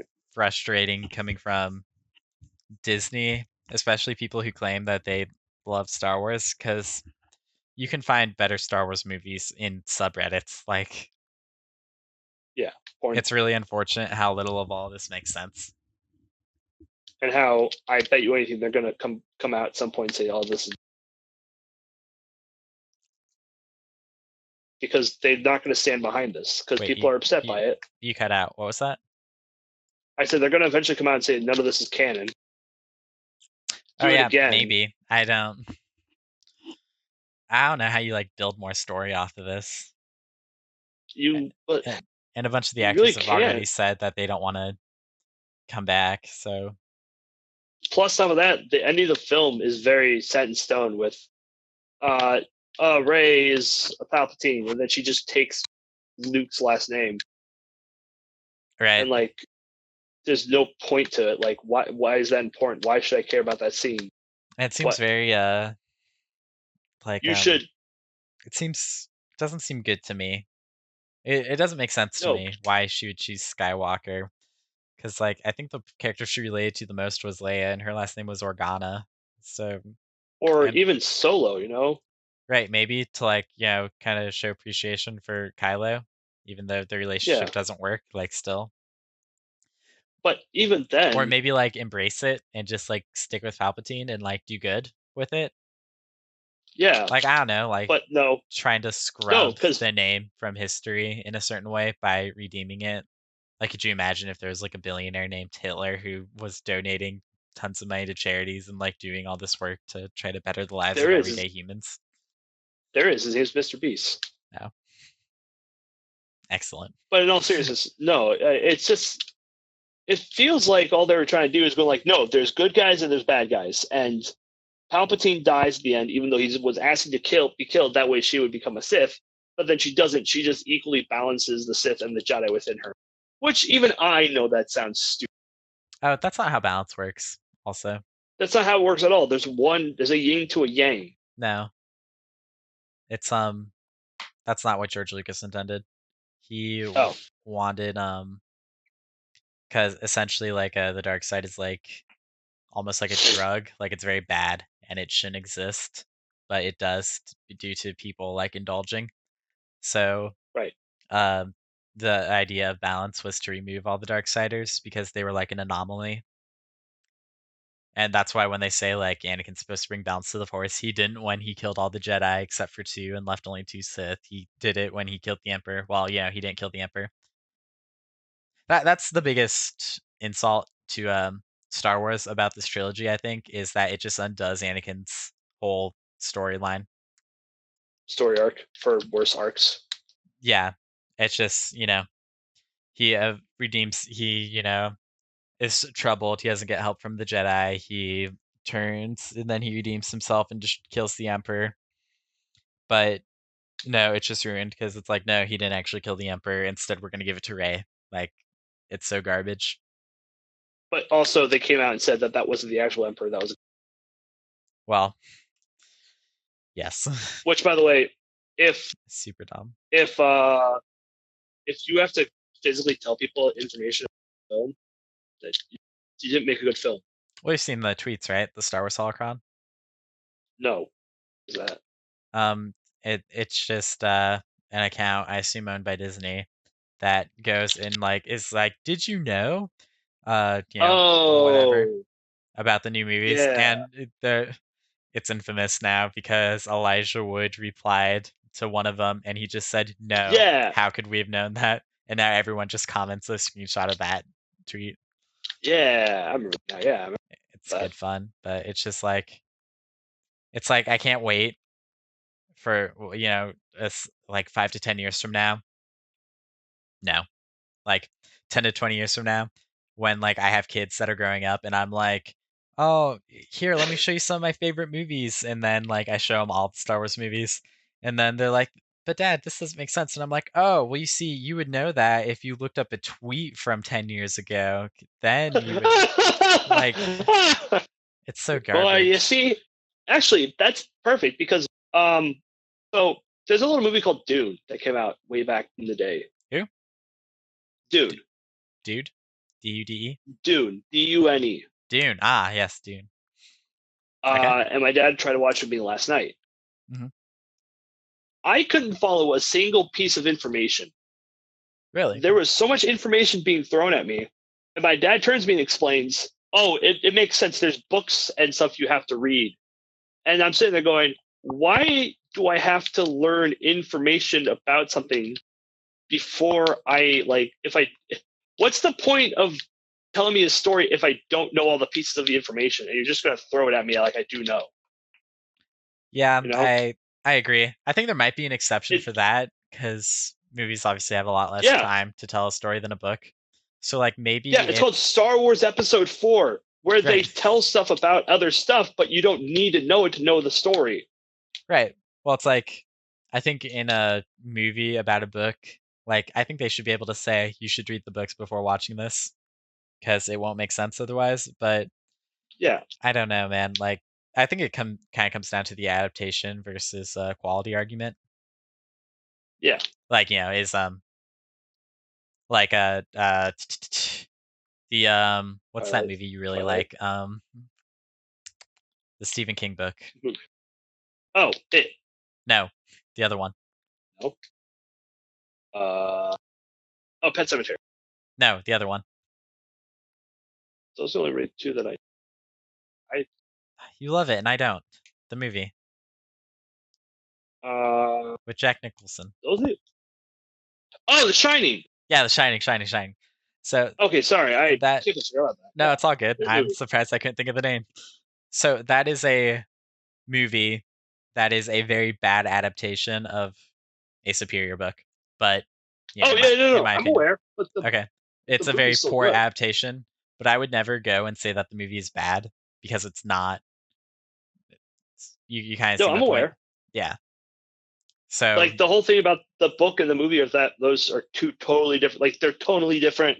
Like Jack Nicholson. Spoilers, I guess, for Shining. If you haven't seen it, go see it. yeah, if you haven't seen it. Jack Nicholson's character died. You okay?